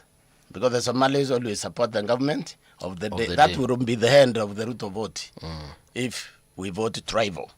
That is what tribal means. Okay. Tribal means that kind of serious demarcations. There was nothing like that. Ruto got the vote in the coast. He got the carried the whole Mount Kenya. He carried the Mbukuzu. He got a significant amount in Ukambani. Yeah, no, Ukambani got a very, even he has 5 MPs. 5 or 4 MPs. So you can't say there was tribe in 2022 or like 202 and 1963. We have had 3 elections without the tribe. 3. So I don't know who can call that. But now the next one, wash it. Mutai, maybe actually, finish your thought here. We are not disagreeing a lot with Professor here. Right. It's just a point of perspective. Because, for example, if he says the Bungoma, for example, have always voted with Central Kenya, it actually speaks to, you see what happened in 2022. Even when you say there was a Kikuyu candidate, there was no Kikuyu candidate. There was a candidate who was Kikuyu, but there was no Kikuyu candidate. Actually, the Kikuyu candidate in that election was William Ruto. And if actually no, depends on where you take the term from. The Kikuyu president supported Raila. Yeah. So I could argue that Raila was a Kikuyu candidate. Yes. Which is to take. I would agree to disagree, because, for example, if you let me just give you a political practicality that has happened in front of our eyes. If Central Kenya, for example, did not vote based on tribe in 2022, you wouldn't have seen the kind of effect Rigathi Gachagua had when he left. Because when those people were voting there, they knew we are banking we are banking our hopes with this candidate who will be working with this other candidate. But now also something else that I realize, maybe we are falling onto this trap. When I say primarily, I do not mean that other factors did not play into it. It was not tribe alone. There were other factors. There were narratives. There were even a generational change kind of narrative that came around that 2022 election. But if you are going to discount the value of the tribe, then let's just look at the absolute numbers, and then you would realize that we voted in very similar patterns as we voted in the past whenever there was the alliances went the way they went into. For example, in 2013, there was an alliance between Rift Valley and Mount Kenya. The same alliance was alive in 2022. You cannot deny that. You just need to look at the numbers. But I also realize maybe even going forward in 2027, one thing I would like to agree with them is the tribe will come back in a big way. And it's going to come back in a big way just because of the mobilization. If you listen to the kind of languages here right now, you will hear people from the president's side talking about going into 2027, who said one person can only rule this country for. You see, that's a tribally charged comment that is being perpetuated in political rallies across the country. And then you will hear Rigiji saying our people are being persecuted. You see, you are going into, you are inciting people to go back into their survival instinct and go back and bank back on the tribe as the platform for political mobilization. I really entirely, let me put it that one, entirely disagree with them. Ruto sold himself to the mountain extremely well. Riginji and near zero to do with it. And I think until the impeachment, Riginji was nothing. I mean, nobody even thought about it in this limb of ours. It is the impeachment that created him. Because just like they didn't like the way Ruto was treated by Uhuru Kenyatta, they also didn't like the way Ruto treated Riginji. So Ruto has berot Riginji. You understand? Yes, yes. One thing that does not happen in the mountain is the mountain has never developed a kingpin. Because these guys, the leaders usually follow them. So they follow the Ruto. Ruto sold himself as the Ashola, chief Ashola. These people, they understand that there was an unfinished war. The Mau Mau was never finished. Yeah. And Ruto was brilliant. He just tapped into that. So they saw Ruto as their liberator from the Omugans. Because the Omugans are the ones who took power after the Muzungu left. And they have continued running in the mountain as they were. So Ruto came and they sold himself directly to the mountain, and the mountain grabbed him. So I don't know where the tribe is, even though, of course, there was an alliance with the Rift Valley, because, I mean, the way they put Uhuru to power in 2013, that was a tribal election. That one I agree. But the 2022 Ruto told himself as a competent candidate who can change the economy. And people bought it. Yeah, Professor, we're taking a short break. When we return, of course, let's revisit this conversation, because I'd like to understand, again, let's just dissect it visually, and we will know at the end of the day whether indeed we are heading towards that. And if we're going the tribal route, I'm kind of disappointed. Yeah, I mean, it should disappoint every Kenyan because we are grown out of it.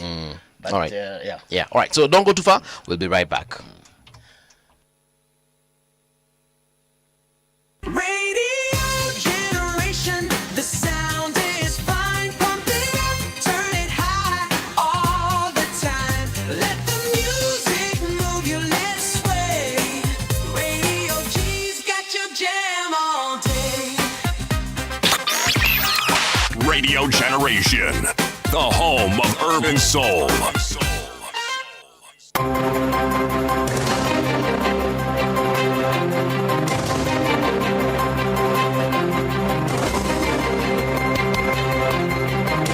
This is the Radio Generation News.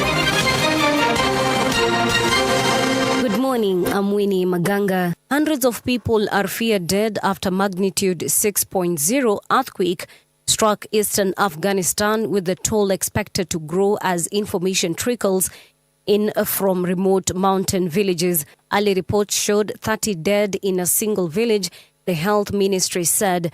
but added that accurate casualties figures had yet to be gathered. Rescuers are working in several districts of the mountainous province where the midnight quake hit a depth of 10 kilometers to level homes of mud and stone on the border with Pakistan's Khyber Pakhtunkhwa region, officials said. Moja Alliance leaders say they are preparing to table a motion to remove Health Cabinet Secretary Aden Duale once Parliament resumes. The leaders accuse Duale of overseeing rampant corruption at Afya House, pointing to what they described as staggering levels of graft within the Social Health Authority. They are now demanding accountability from President William Ruto and say it's time for action, not just words. Led by Nairobi Senator Edwin Sifuna, the lawmakers said they have ready signatures and once Parliament resumes, they will table the motion. Sisi kwenye Senate hatuna nguvu ya kutimua waziri, lakini tunataka kuwashinikiza nyinyi ambao mko kwa National Assembly. Najua signatures ziko tayari. Huyu Duale, wakati mnatoka recess, muhakikishe mswada umeletwa kwa sababu he must take political responsibility ya wizi ya pesa ya wananchi ambayo inafanyika pale kwenye SHA. President William Ruto has maintained that the government's electronic procurement system will not be scrapped despite mounting opposition. He described the platform as a critical measure in fighting corruption in public procurement, stressing that it guarantees transparency and accountability in the purchase of goods and services. Ruto dismissed critics of the system, declaring that no threat or pressure would force the government to abandon it. Mimi najua kuna resistance. Procurement officers, accounting officers hawataki hiyo maneno kwa sababu wanataka kuendelea na ukora ya zamani. Alafu ndio wanaandika headline, sijui Mbadi, sijui 5 billion, sijui nini. Nyinyi na ukora yenu na maheadline yenu na ufisadi yenu hamuwezi kutuzuia kuhakikisha ya kwamba pesa ya serikali inatumika inavyopaswa. And we are going to implement e-procurement. There is no going back. Police have arrested 8 suspects believed to be behind a spate of livestock thefts that have rocked Kirinyaga, Embu, Nyeri and Murang'a counties. The arrests followed a coordinated operation by detectives after weeks of intelligence-led investigations into the theft network. The suspects were nabbed in Kagio and Mwea towns, Kirinyaga County, as they prepare to strike again. According to investigators, the group comprised thieves, buyers, transporters and butchers who worked together to commit the crimes. Abu Obieda, the spokesman for Hamas armed wing, has been killed in an airstrike in Gaza City, Israel has said. Israel's Defense Minister Israel Katz congratulated the Israel Defense Forces and Israel Security Agency Shin Bet for the flawless execution in a post on X. He gave no detail on time or location of the operation, but the IDF earlier said its aircraft attacked a key terrorist in the Al Rimal neighborhood on Saturday. Hamas has not confirmed Abu Obeida's death. And that's the Truth on Radio Generation. Good morning. I'm Winnie Maganga.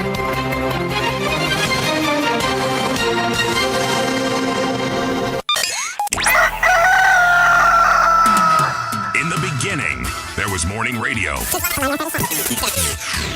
But now there is Radio Generations, the people's breakfast. Curious and bold, getting facts from the shadows. That's what it is. Now, as the city wakes and secrets stir, a bright new voice shines. The people's breakfast. Your morning, your voice, your journey. Good morning. Good morning, my neighbor. Welcome to the home of hard truths and bold insights. Radio Generation. Welcome back. This is Radio Generation. The time right now is 6 minutes past 9 o'clock. The conversation is why 2027 will be different. With us in studio, of course, City Muga is here, but we also have Professor Gitile Naituli. He's an ex-commissioner with NCIC, and we also do have Titus Mutai. He's a political commentator. Gentlemen, once again, welcome to Radio Generation. Thank you. Thank you very much. Professor, I think I cut you off at one point. There's something you were trying to explain as to why you think that 2027 indeed is going to, we're going to vote, on the tribal lines. And I said, if that's the case, I'm going to be very disappointed because I thought we had transcended beyond these particular problems. I think every Kenyan who love this country won't be disappointed. Because the 2022 election was run on the issues, and those who supported William Ruto, they supported him because he can change. They believed in his promise of changing Kenya economically. Now this one, there will be no discussion about who is going to change our lives, they are going to organize strictly, even the way they will arrange their candidates. Yes. They will arrange them on tribe. And that is extremely unfortunate. Now, what is contributing to that is weakness in leadership. Every time you have weak leaders, they reach out to the tribe because it is emotional. And it works. Unfortunately, it has worked. It even worked in America the other day. I mean, the Trump came there. He campaigned against the imaginary migrants, basically. And he told them, these people, when they come here, they're criminals, they're eating your pets. And people fell for it. So what is going to happen here is, the emotions you are already seeing. Yes. The India Ruto must go. And then he's telling them that to develop an agenda. The response from the opposition is they don't have to develop any agenda. Because they just need him out. They just need him. And once he is out, then he will reverse your policies. It has been reduced to that. You understand that? Yes, yes. That is how tribal emotions is wiped out. That is how it works. But it comes as a result of weak leadership. Let me ask this question. What is wrong with tribal emotions? What is wrong with people who vote tribally? Is that sometimes reason disappears. Okay? Sometimes when there is emotion, there is no reason.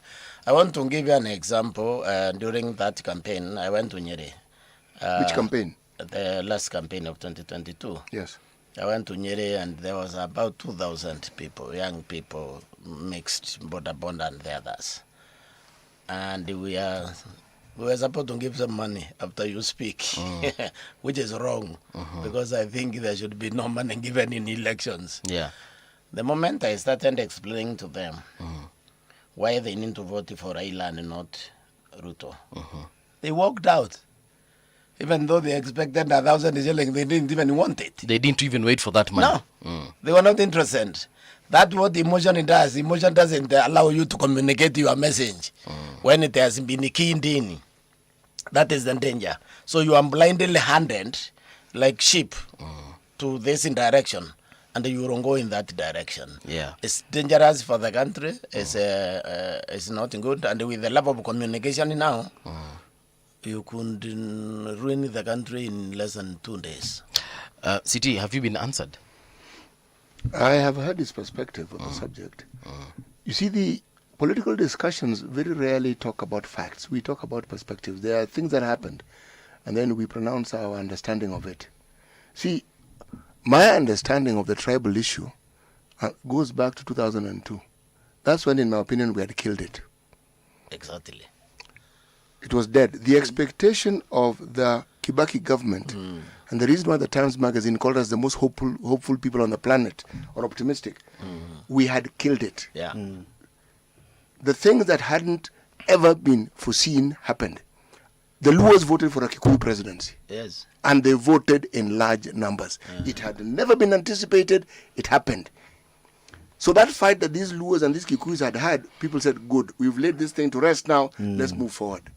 Then you had people like Michuki with their utterances saying, yeah, but we made these promises because we wanted leadership. Now you think, what on earth are you talking about? Disagreements. We started talking about the constitution. Banana, Chungwa, 2005, we have a referendum. Kibaki loses the referendum. Now, we were now on a trajectory that was completely destructive without even realizing it. It made 2008 possible. Now, the change that we had anticipated did not come as we thought. Because there were individuals who went back to that same tribal thinking that they were characterized with for the longest possible time. So now here we are. The Ruto campaign was actually an excellent campaign. Yes. That man brought the campaign to issues.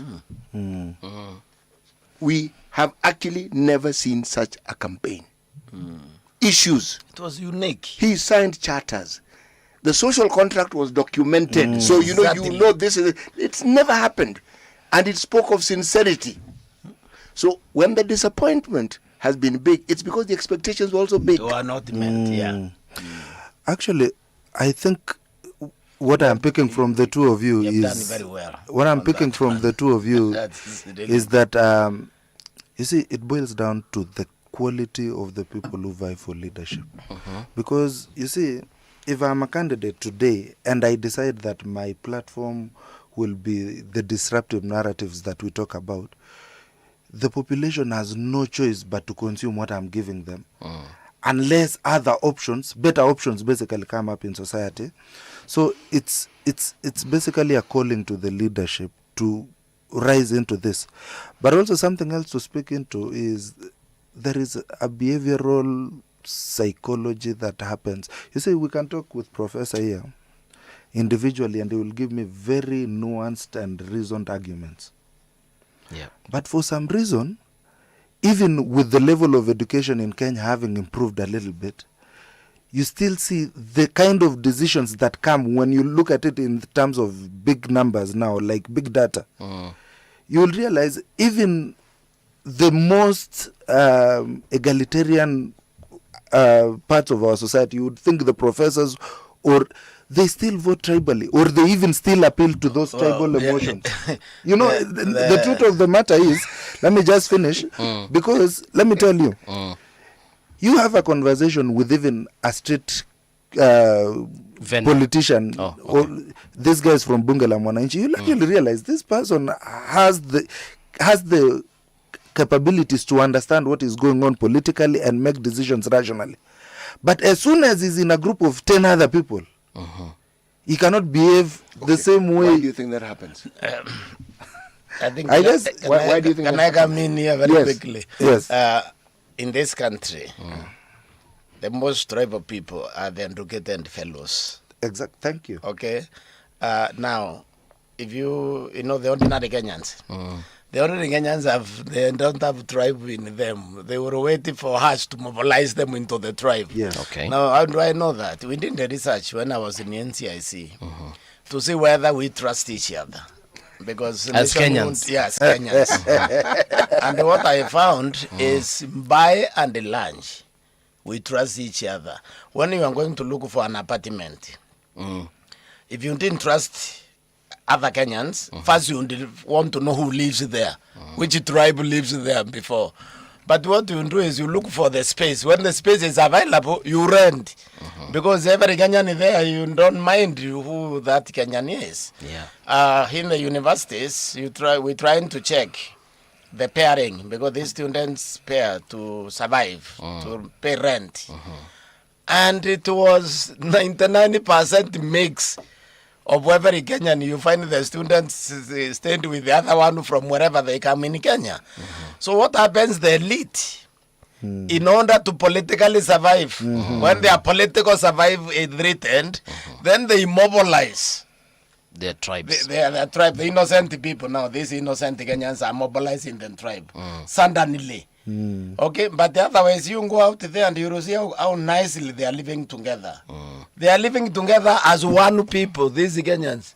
Very nice. Actually, I want to agree with the professor, because even at the university, we would be with friends from the same class, and of course we are very many. Even the way you sit in class itself. Exactly. But when conversations around politics came up, you would see the Luo, you'd see the Kamba, you'd see the Kisii, you'd see the Kikuyu in every single one of us. And that's when you'd be like, okay. Yeah. Even the example of this is, for example, two he mentioned. Once Raila supported Kibaki. Right. Where was the tribalism in those guys? I mean, if they were tribal, they would disagree with him. They didn't.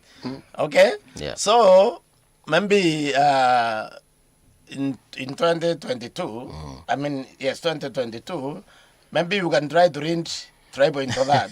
Because they disagreed with, the Kikuyus disagreed with the Uhuru. But Uhuru was not genuine. Did Uhuru ever campaign for Ruto, for Raila, anywhere? other than having meetings in the State House and telling them don't vote for this one. You understand? See, they went around the country together. Where? They gave me one meeting that these people addressed in Central Kenya. Uhuru didn't go to eat fish. You know the only way. No, he went there to launch development projects, and Raila happened to have accompanied it, and he probably greeted the people on the way out. You see, but he never the only way campaigned for Ruto would Raila. have been elected, right, was the way they did it. Was trying to cast Ruto as outside the government. And him in the government, because he's not running for election, he carries the sins, because Jubilee was fundamentally a failure. Okay? Jubilee overpromised and under-delivered. So people are very much aware they want them to run away from it. So if Ruto understand with Uhuru, there was no chance for him being elected. Okay? It's just like right now trying to tell me that you can get a single MP or MCA in the Mount Kenya region being elected in the UNDA. It won't happen.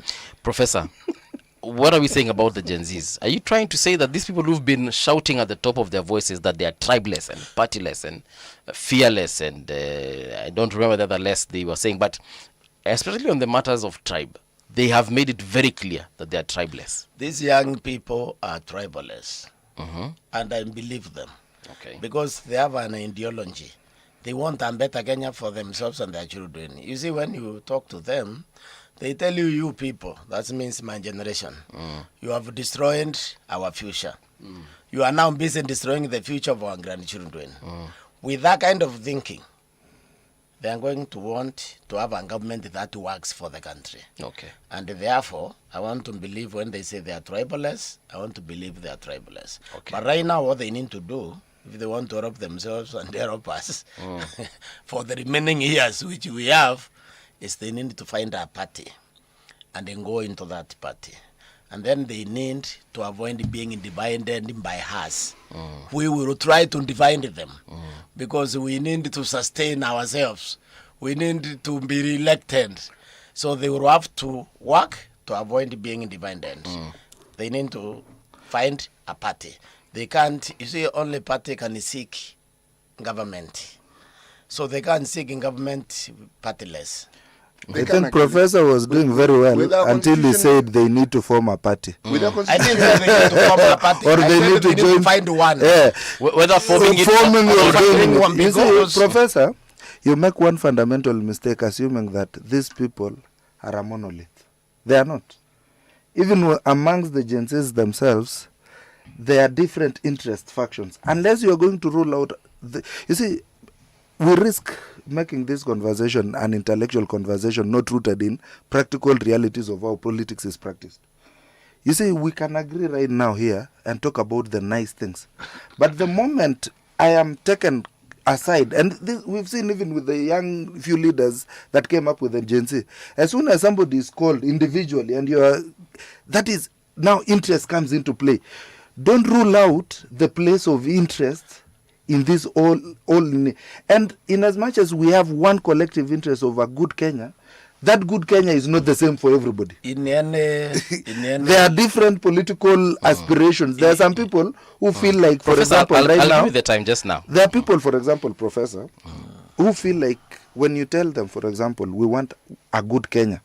What does good Kenya mean the same thing for every Kenyan or for every Gen Z? It doesn't. Or mean, maybe my good Kenya is not the exactly. your good Kenya. That's what I'm saying. So we cannot, like, let's not make this conversation up there very intellectual, talking about common interests or how common interests behave. If you bring it down to there will, as soon as you talk of political party, that is interest you're talking about.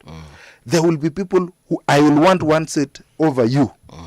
And I'll decampaign you, even if I know what you want for this country is good for this country. Because now my interest has come into play. And that is how real politics work. It doesn't work on this idea that we all, it's almost, I call it a kumbaya moment, where we all feel like we are in unison, we are pursuing the same things. It's not a utopia. Exactly. We are in competition. Exactly. And I'll even give you another example. During the Gen Zs, you remember initially we were tribeless, we were everything we were in. And then Raila Odinga said, I support the government. What happened to the movement? There were integrations in the movement. Now you suddenly have Githurai coming up, but you see Langata is a little bit kidogo they are not. But you see what made it successful was when everybody came out and that kind of a thing. So even in as much as we talk about these idealistic situations, there is just a young man who recently went to State House called Toxic, Lyrical. He's a musician, very popular amongst the young people. He's a one-time guy all the time. But recently he goes to State House, he's like, hey, and then he's given the microphone, and he has to change his mind, and then come and justify to people that, you see, I went there and I needed something for my stomach. Yeah. So in so long as we still need something for our stomach, even our ideologies do not matter. Let's walk down this lane and let's go historical. Huh? Yes. The leaders whom we saw at independence were very ideological. And in many ways, they were fairly tribalists. Yeah. That is why KADU was disbanded. Many people do not know that one of the things that happened with literally every minister in that first government, they were given a Mercedes-Benz. They didn't buy. The colonialists made sure every minister had a Benz. So you had a house. Everything that the colonialists had, you had. So you were immediately different. Immediately. No, I'm explaining to you something here. Please understand that the changes that we saw when Jaramogi then disagreed with Kenyatta, the issues around Tom Mboya, they are narratives that people look at and they say, you know, Jaramogi was always eastward looking. That is not the entire story. You need to look at Mboya's relationship with the unions that he headed, how he became a Pan-African Union leader, his relationship with the U.S., and where it is that left Jaramogi to understand that story. But where am I going with this? We have a process that we saw then that we learn from. The beginning of us understanding independence, how to manage it and how to run a country. These young people have just begun. They have just begun. Yes. That Kumbaya moment that you call it was wonderful for all of us. It was the awakening of young people participating in the politics of their country. What has happened since is now the pains of growing up when you want to engage a political system. Yes. And that is where we are now. The engagement of that political system is what makes me say they are untested. I agree. Because the first test is if they can register in the numbers that we know, they are 12 million plus. If they can all register, yes, believe me, it's a game changer. The change immediately. It is a game changer. We shall feel the difference. Yes. Professor, you wanted to say something. Yeah, you know, Vladimir Lenin, he said, if you want to change a system, you must create a parallel system. The only way to create a parallel system here is to have a party. On join one, existing one. You can't tell me you are partyless and you want to change the system. That won't happen. Number two, people should not worry about the few Gen Zs who may have crossed over for the stomach, like in just said. Those are very few. If you look at these young people, the leaders, if they were not killed, they are still intact in leading this process. Now, this has happened every 40 years if you look. If you look that those young people learned the war against the Mzungu. And then the next one, it was the war against Moi now. That was the next phase. So the third phase is actually this one. And I want to assure you, these fellows are going to accomplish this. Because them, unlike before, they're operating in a singular market. In one market. You see, the market in this country was not one. You went to Meru and bought a banana for 25 shillings. There's no banana for 25 shillings now in Meru, and different from Nairobi. The potatoes in Aguru are the same price as in Nairobi, okay? When the government belonging to your tribe, it has no value to you when the economy is not expanding. You are suffering the same market forces, you are suffering the same policies, they know it. And then the communication has changed. You can't lie to them because the technology is there. So these fellows are going to change the country. Because if you listen to them carefully, They were basically talking about the values in Article 10. They were saying we want a government that works for us. That is good in governance they are looking for. They want accountability. They want you to pay for your crimes. You know, last night I was on a platform. And Nyikao is a very nice guy, Dr. Nyikao. Yeah. He tried to say that there was a band payment system. And then the people told him, my friend, there is no band payment system. You know, was explaining all this and goes to hospitals. Yeah. And they said, no, somebody initiated that payment. Okay, initiated and somebody receives the money. Yeah. So he's saying they are investigating. People told him, Mheshimiwa, you're supposed to protect us, so you are not investigating anything because this is a clean crime belonging to the police, not to parliament. Yeah. Because it's clean, it's black and white. That will not have, that kind of conversation, it will not have taken place in 1980s, 70s. So I think these young people will ideologically stay together and they are going to make a difference for themselves. Because this is how differences are made. They are going to make a difference for themselves. Yeah. Now, my opinion, this country has been ruined by 3 people. One of them is Raila Odinga. Okay. Jaramogi. Okay. The father of Raila. The father of Raila. Okay. He carries the biggest responsibility for this mess we have here. He had an opportunity. Unajua Jaramogi alikuwa na Hutu. So he had an opportunity to lead Kenya. But then he said not until Kenyatta comes. Kenyatta comes, somebody who basically, me, I think if Kenyatta didn't become president, he would have been robbing in banks. This business of putting us together was not in his mind.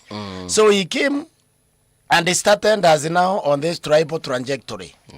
Now this is now trajectory. President Jomo Kenyatta. Okay. He started as now in this line of he normalized basically stealing, which we call corruption. And now, of course, after that, Moi came and translated that into a culture. So now we are living the culture of killing, the culture of stealing. As no more abductions. Now, the next person who should have corrected this was Mwai Kibaki. Okay. Mwai Kibaki, when he came, if he held everybody who has violated our sovereignty as a country, because when you steal, you are violating us. When you kill, you are violating us. From Kenyatta to Moi, Uhuru would not have done what he just did. Okay. Ruto wouldn't be doing what he's doing now. But just before I go there, the critical part was now the new constitution.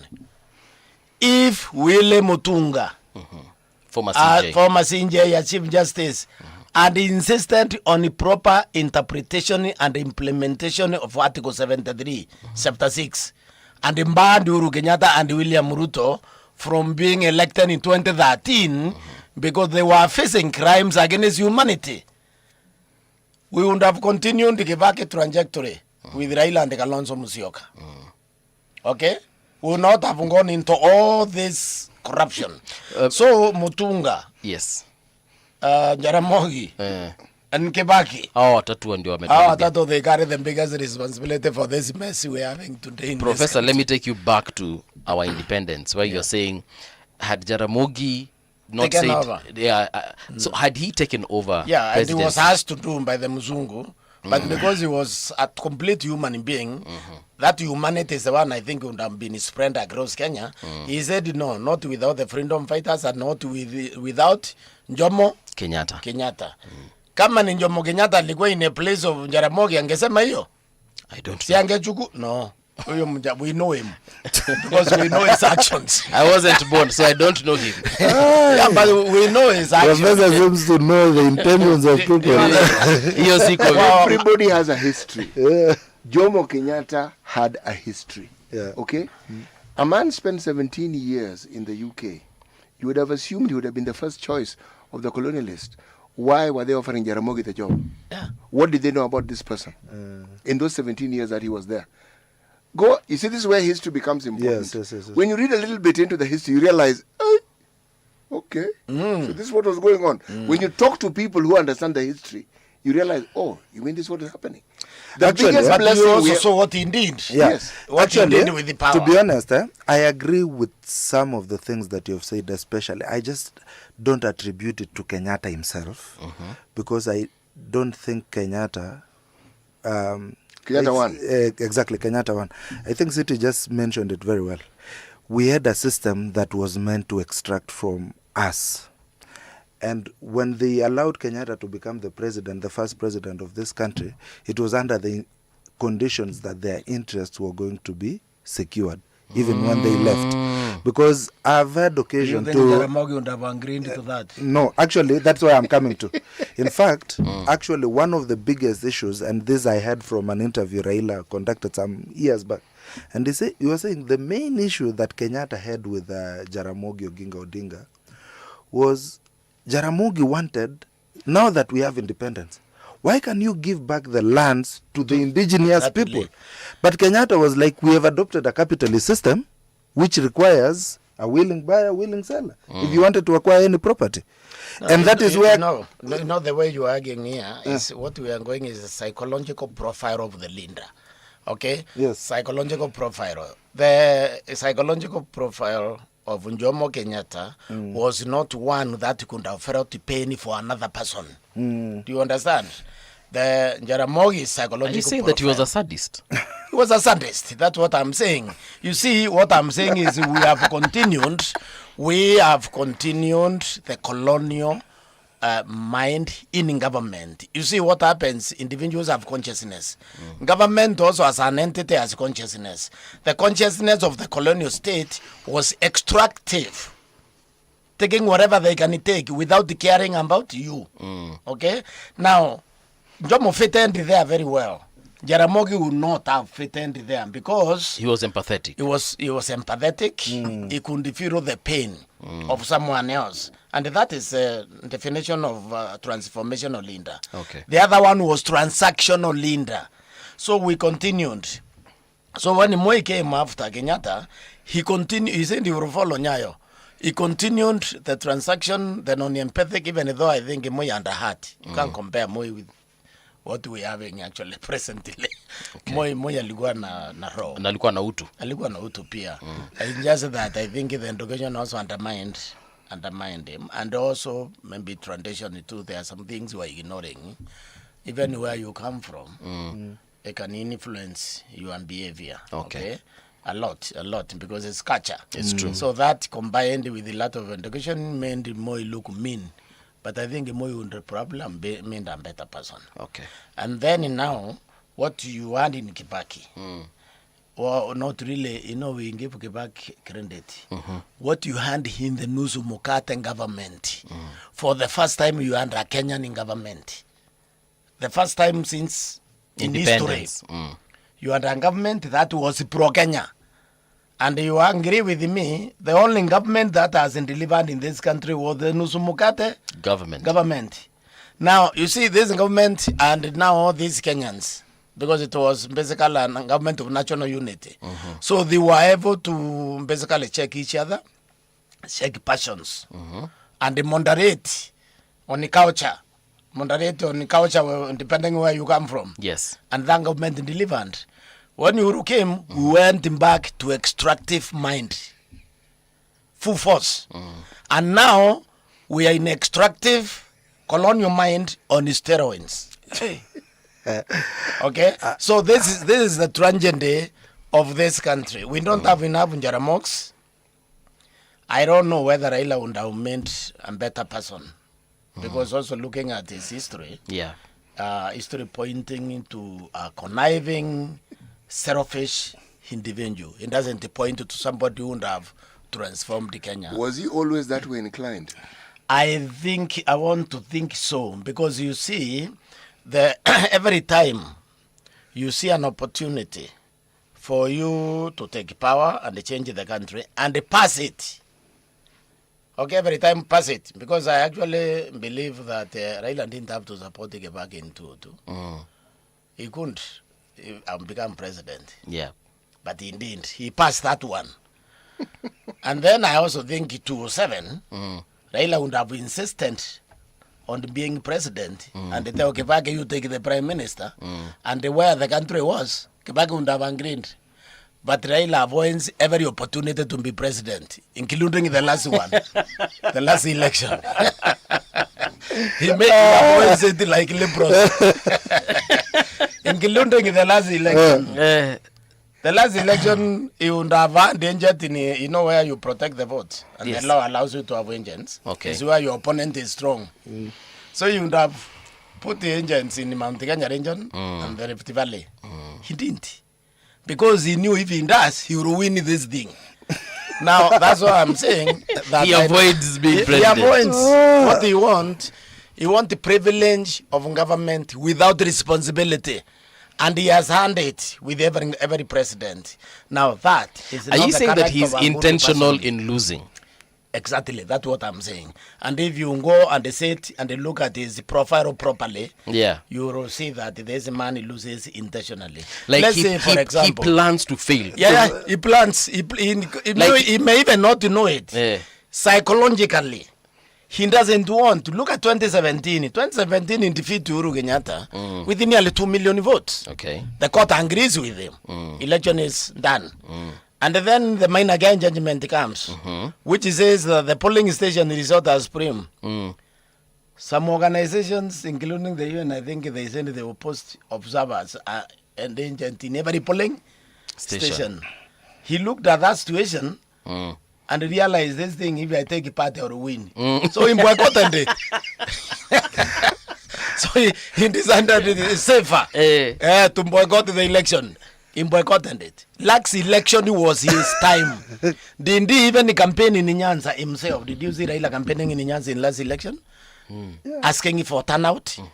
You know, over 750,000 people in Luo Nyanza did not vote. Because they assumed he's going to win. He's going to win because he didn't go and tell them that every vote counts. You know, the way Kikuyu send Gumera. Yeah. He could have gone there and tell them also Gumera, ili we will flood these fellows with the vote. He didn't bother. I think Professor is being very unfair to Raila. And he done it. No, but he done it. He wouldn't have won. And he had agents in the Mount Kenya region. Yeah.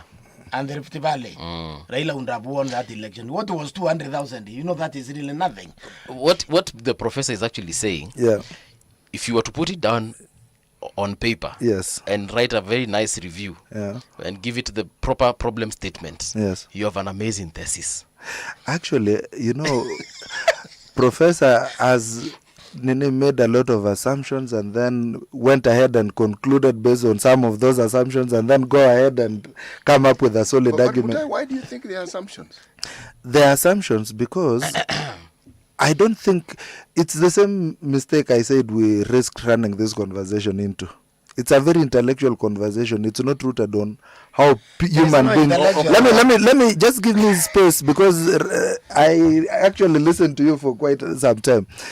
It's because that is not how people operate. People like the way human beings have been wired to is to pursue their interests. Now there is one part I agree with them on. It could be Raila's interest not to take government, but never doubt Raila's interest in wanting power. And I'll give you an example. You see, at least for the last 3 presidents that we've had, every time we've had the government has had a challenge, they've always gone to Raila. When you have a challenge, you go to the government. When the government has a problem, they go to Raila. That's a very powerful person. Why do you think that is so? That's a very powerful person because, you see, there is an historical background to this. And the historical background, for example, after 2007, Raila became a totally different politician from the one we had. Raila, actually, I think there is something that comes with pain and suffering. That you say 2007? 2007. It's actually after 2000. I would actually take you further back. I feel like it's in 2007 that Raila became almost indispensable, bigger than any government that could ever come after that. Because at that particular point, he had actually, everybody knew or could feel that he had won the presidency. But would I go back into history? Yes. Let's start with even 1992. Yes. When did Raila first vie to be president? I think to be president, I think 97. Okay. Yes. Then what happened after he had vied? He went to government with a handshake with President Moi. And then what happened to that government? And then it died. Exactly. What did he do? Okay. Or what is it say? That it is said he left with all these people. He left with all of Yes, them. and He would have been the president. what was the problem at that point in time? I think the problem at that point in time was, you see, let me tell you, there were practical. Moi insisted that he wanted Uhuru to become president. But you see, all those people he walked let me out give you with something thought else. differently. Yeah. Let me give you something else. But there's a point I want to make here. Okay. That was Moi's last term. If there was a likelihood Moi was going to be president in the next term, that exodus would not have been possible. Or if it was, it would have been a very painful exodus. But it was known. Moi has finished his 2 terms. He's not going to be president again. There were thoughts that he might refuse to leave, but the 2-term rule already now existed. They moved. All right, let's leave my thought there. Say what you wanted to say. Actually, what I think happened in 2002 was Raila Odinga had hoped that President Moi was going to make him his successor when he joined KANU. Do we know this for a fact? We don't know this for a fact. We don't know this for a fact. Let me just finish my narrative first, and then you can you'll have your bite. He went into government knowing that Moi was going to finish his term, and he's probably going to leave me with a mantle. But Moi did not do that. And now Raila was left with a real political question to answer. I have support, yes, but it's not as big as Kibaki's support outside there. Or not. Let me finish. Let me cook, and then you guys will come in. I know I will say some things that are disagreeable, but just give me space to advance my argument. We're just protesting quietly. We have not refused that you should speak. No, we are friends. So here is the thing. There was one of the biggest issue amongst everybody else who did not want Moi's candidate to win the election was the risk that we could split the vote. And that is when Raila sees and decides. Where did you get this narrative from? I was active. I was in 2002. I might not have been old enough. And you came to the conclusion that you are now putting across. Yeah. The conclusion, let me just correct something. The conclusion that I'm putting across was, what was the biggest issue against Uhuru Kenyatta? Why did the opposition unite? Because there was the risk that they would divide the vote, and then you would have Uhuru elected with less than 50% let me say, of the vote. Let me say this. Raila because Moi was pushing a real candidate. And how many votes did Uhuru Kenyatta have? If you had split the opposition, have Raila take some of his votes, have Kibaki take some of his votes, have Nyachai take some of his votes. Kenyatta just got only the Kalenjini vote in that election. Exactly. Okay. In 2002. So what I want to say, and Raila actually ran in that election. Yes. Raila and a better chance of being president than Kibaki. Yes. And I want to believe Raila knew that. Because but then because he didn't want to be president, he decided to support. I disagree. That's why I'm telling you. That is how people do. Let me ask you. Do you see how narratives are created? Yes, and conspiracies. Let me ask you. Yes, sir. The situation we are now. Yes. I think everybody accepts this. If Raila was not with William Ruto today, Raila would be a national candidate and a formidable one. Okay, but he has boxed him where he went. Do you understand? You think Raila, with all the people and the time he has been in politics, he didn't know that? He didn't know that, look, I've lost with 200. I have an agenda for Kenya. These fellows are definitely going to mess themselves up because the moment that government was formed, people sent it to Pharaoh. Because they saw the quality. The quality, even in John Mbandi told us in parliament actually, the quality, I mean, the poorest, the quality of the cabinet, the first cabinet is the poorest in the history of Kenya. So somebody sent this government to Pharaoh. The other reason why people also saw failure is you see when you see a government is 60% to one tribe. It can't succeed. And that government, it was 60% to one tribe at the formation. So people send it to Pharaoh. Now, you think Raila couldn't have predicted that? He would have stayed outside. Acha wajikarange. Wakishikaranga now people say we made a huge mistake. And right now they will be with them in his age, because I mean all the presidents, if you see them, they are old in other countries. You would have joined the brigade of old presidents. Yeah, you would have been elected. This one you would have elected now with a bigger majority than Kibaki 202, because we have 10 years experience with Uhuru Kenyatta. We know what happened there.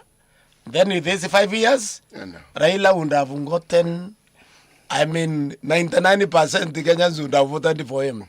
He wanted to preempt that. So he joined William. Actually, I disagree with him. I disagree with them. Primarily because the way Kenyan politics is, I totally disagree with them on that particular angle. Raila would not have had the rest of Kenya if he had stayed outside, because here's what would have happened. For Raila to come in, somebody had to go out. So there was movement. In the absence of that movement, let me tell you, in the absence of that movement, I'll just give you a very practical example right now. The only reason William Ruto had the guts to impeach Rigathi Gachagua is because he knew I have Baba already in my hand. And even Rigathi Gachagua, let me finish. You see, when you talk about Baba, what I see you like doing is you like isolating an individual and then define him without giving him the context of what was happening. Actually, he gave the context. Yeah, because here is what I feel. Here is what I feel would have happened. Imagine the only reason what he was saying was making sense was assuming even Rigiji would also be outside while that is happening. But if Rigiji would have been in government right now, Ruto was managing it. In as much as he was limping, he was managing it. You see, let me tell you also something else. There is no president who will have it rosy. Just the only president I've seen have rosy is President Uhuru Kenyatta during his second term, and he didn't even have it rosy because William Ruto. Because even William Ruto was Mutai, you have completely gone out of the topic, because our argument is very simple. With Raila's personality, and the mess now in this government, and Raila being now with the Kenyans, and not with this government, Raila won't be having 99, if not 100% national support right now. I disagree with that. Okay, actually, I disagree with that. Mutai, let me give you a perspective. Yes. Why was Raila in a position to say Kibaki Tosha and people followed? Why? Because he had political support. What the professor is saying is precisely that. A situation where one person makes a statement of that nature and people follow, it means he had the support. And if you to extend that discussion, it means had he stood, yeye ndiye angetosha. Ask yourself again. 24 years of Moi rule. People were more tired of the rule than they were tired of the person. They wanted change. He represented change. That's a confluence of ideas. That support followed him to the referendum. And won it. That support followed him to 2008. It is in this government that you can argue that it's beginning to wane. In the Uhuru one, it was dented. They figured, lakini surely this guy also. And the reason, if you ask me, is the narrative has always been Raila sides with the Mwananchi. He resonates with the Mwananchi. The Mwananchi also resonates with him.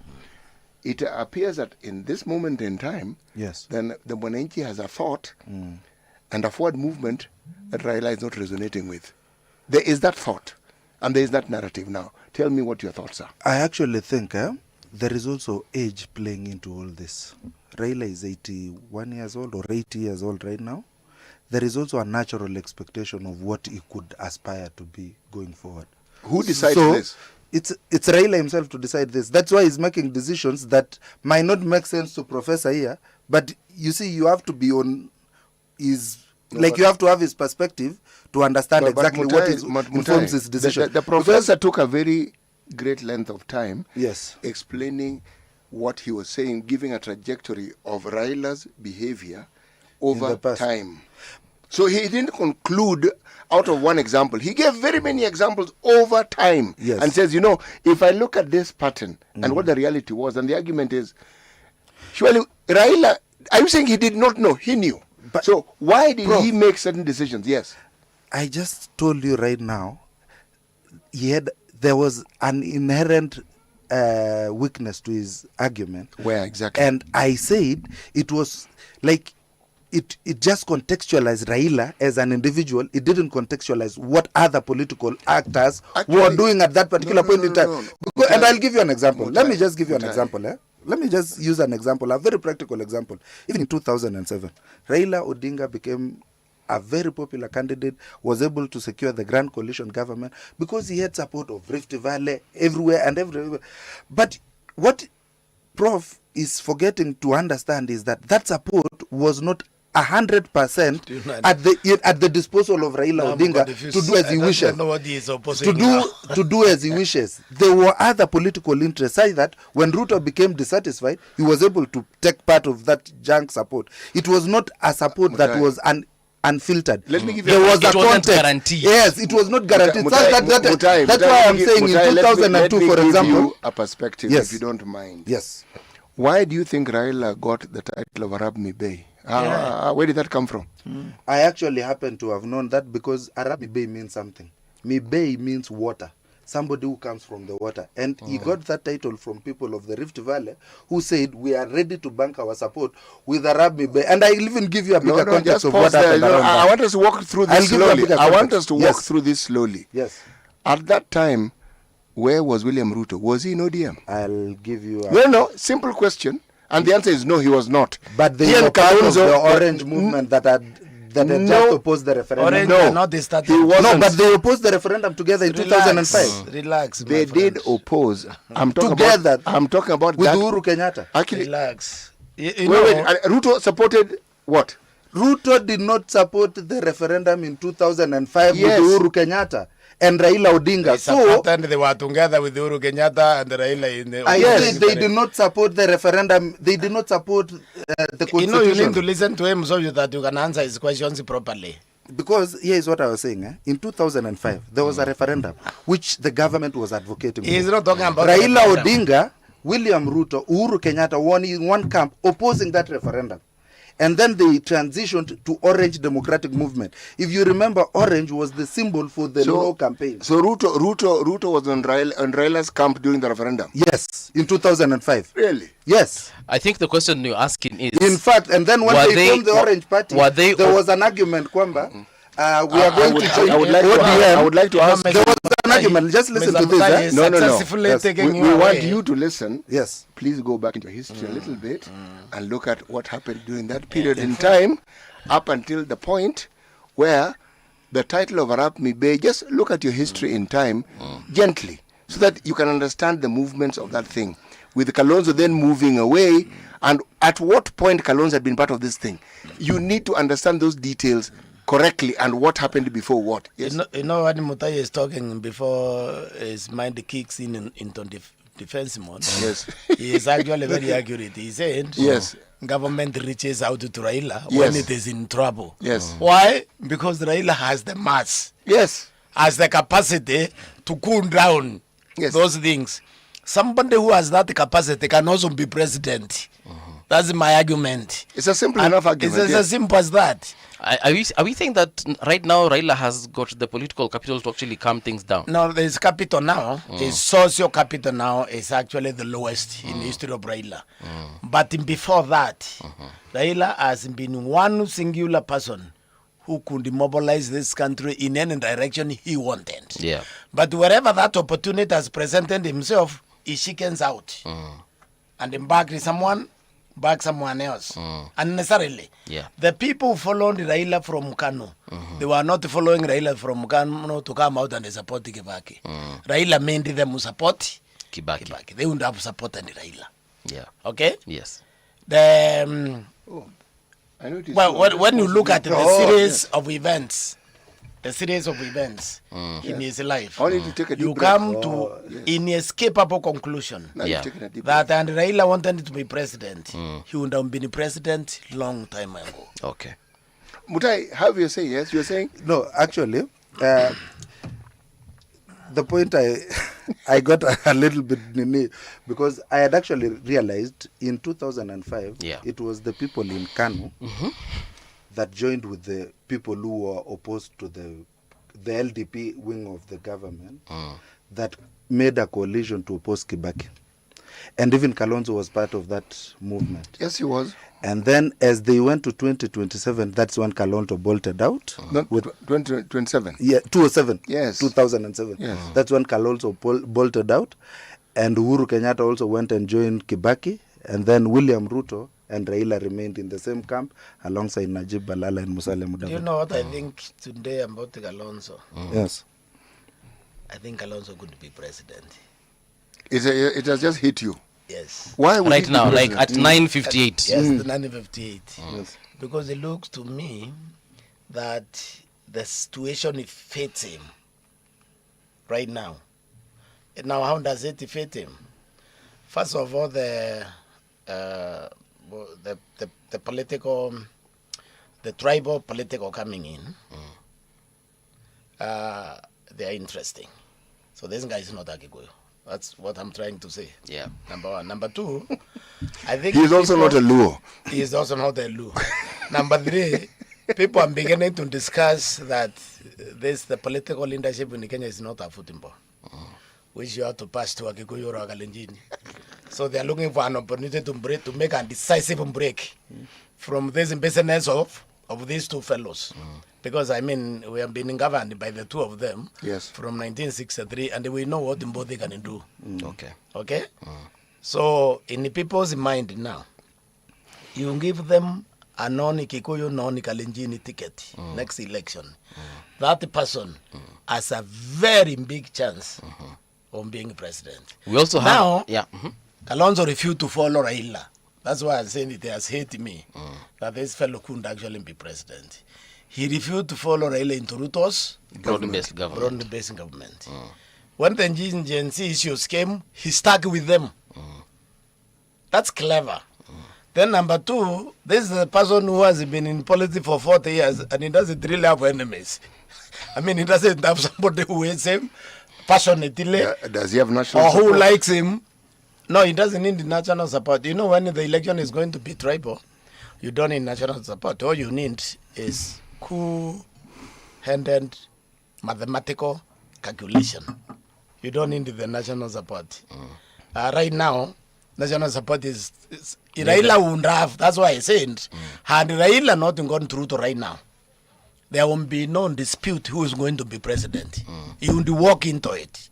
Okay, just like in the last election also, he didn't go for Uru's support. He would have walked into presidency. Raila would have walked into presidency. I don't know, he went to Uru to get... So, it is the same now. Now, I'm saying this fellow, because you see, you have a man... Professor, we have 20 seconds. Who nobody really passionately hates. Yes. Maybe, you know, passionately loves, maybe also that is not there.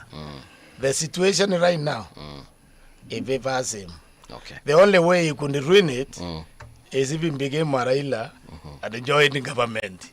And he has not done that. Okay. He has a very good chance. Gentlemen, we've come to the end. I'll allow you 10 seconds to give your last thoughts. Thank you very much for having us, and hopefully 2027 is going to spring us surprises, and we'll be here for it. Gentlemen, thank you very much. The next time I invite you, perhaps you shall also have a chance to look at other candidates, like the non-Kikuyu, non-Kalenjin. We have Maraga, we have Omtata, and wale wengine wako hapa pia. Boniface Mwangi, oh, he's a Kikuyu, but he declared, but he declared his candidature nonetheless. So we shall be having a conversation around that. I don't believe any Kikuyu will be elected in Mbuvi, let me just say this in 2 seconds. Yes. If the Gen Z are what we keep thinking they might be, they have a candidate in Boniface Mwangi. I agree. Aya, Sitia shasema. Let's meet here again tomorrow, bright and early, at exactly what? 6 in the a.m. Radio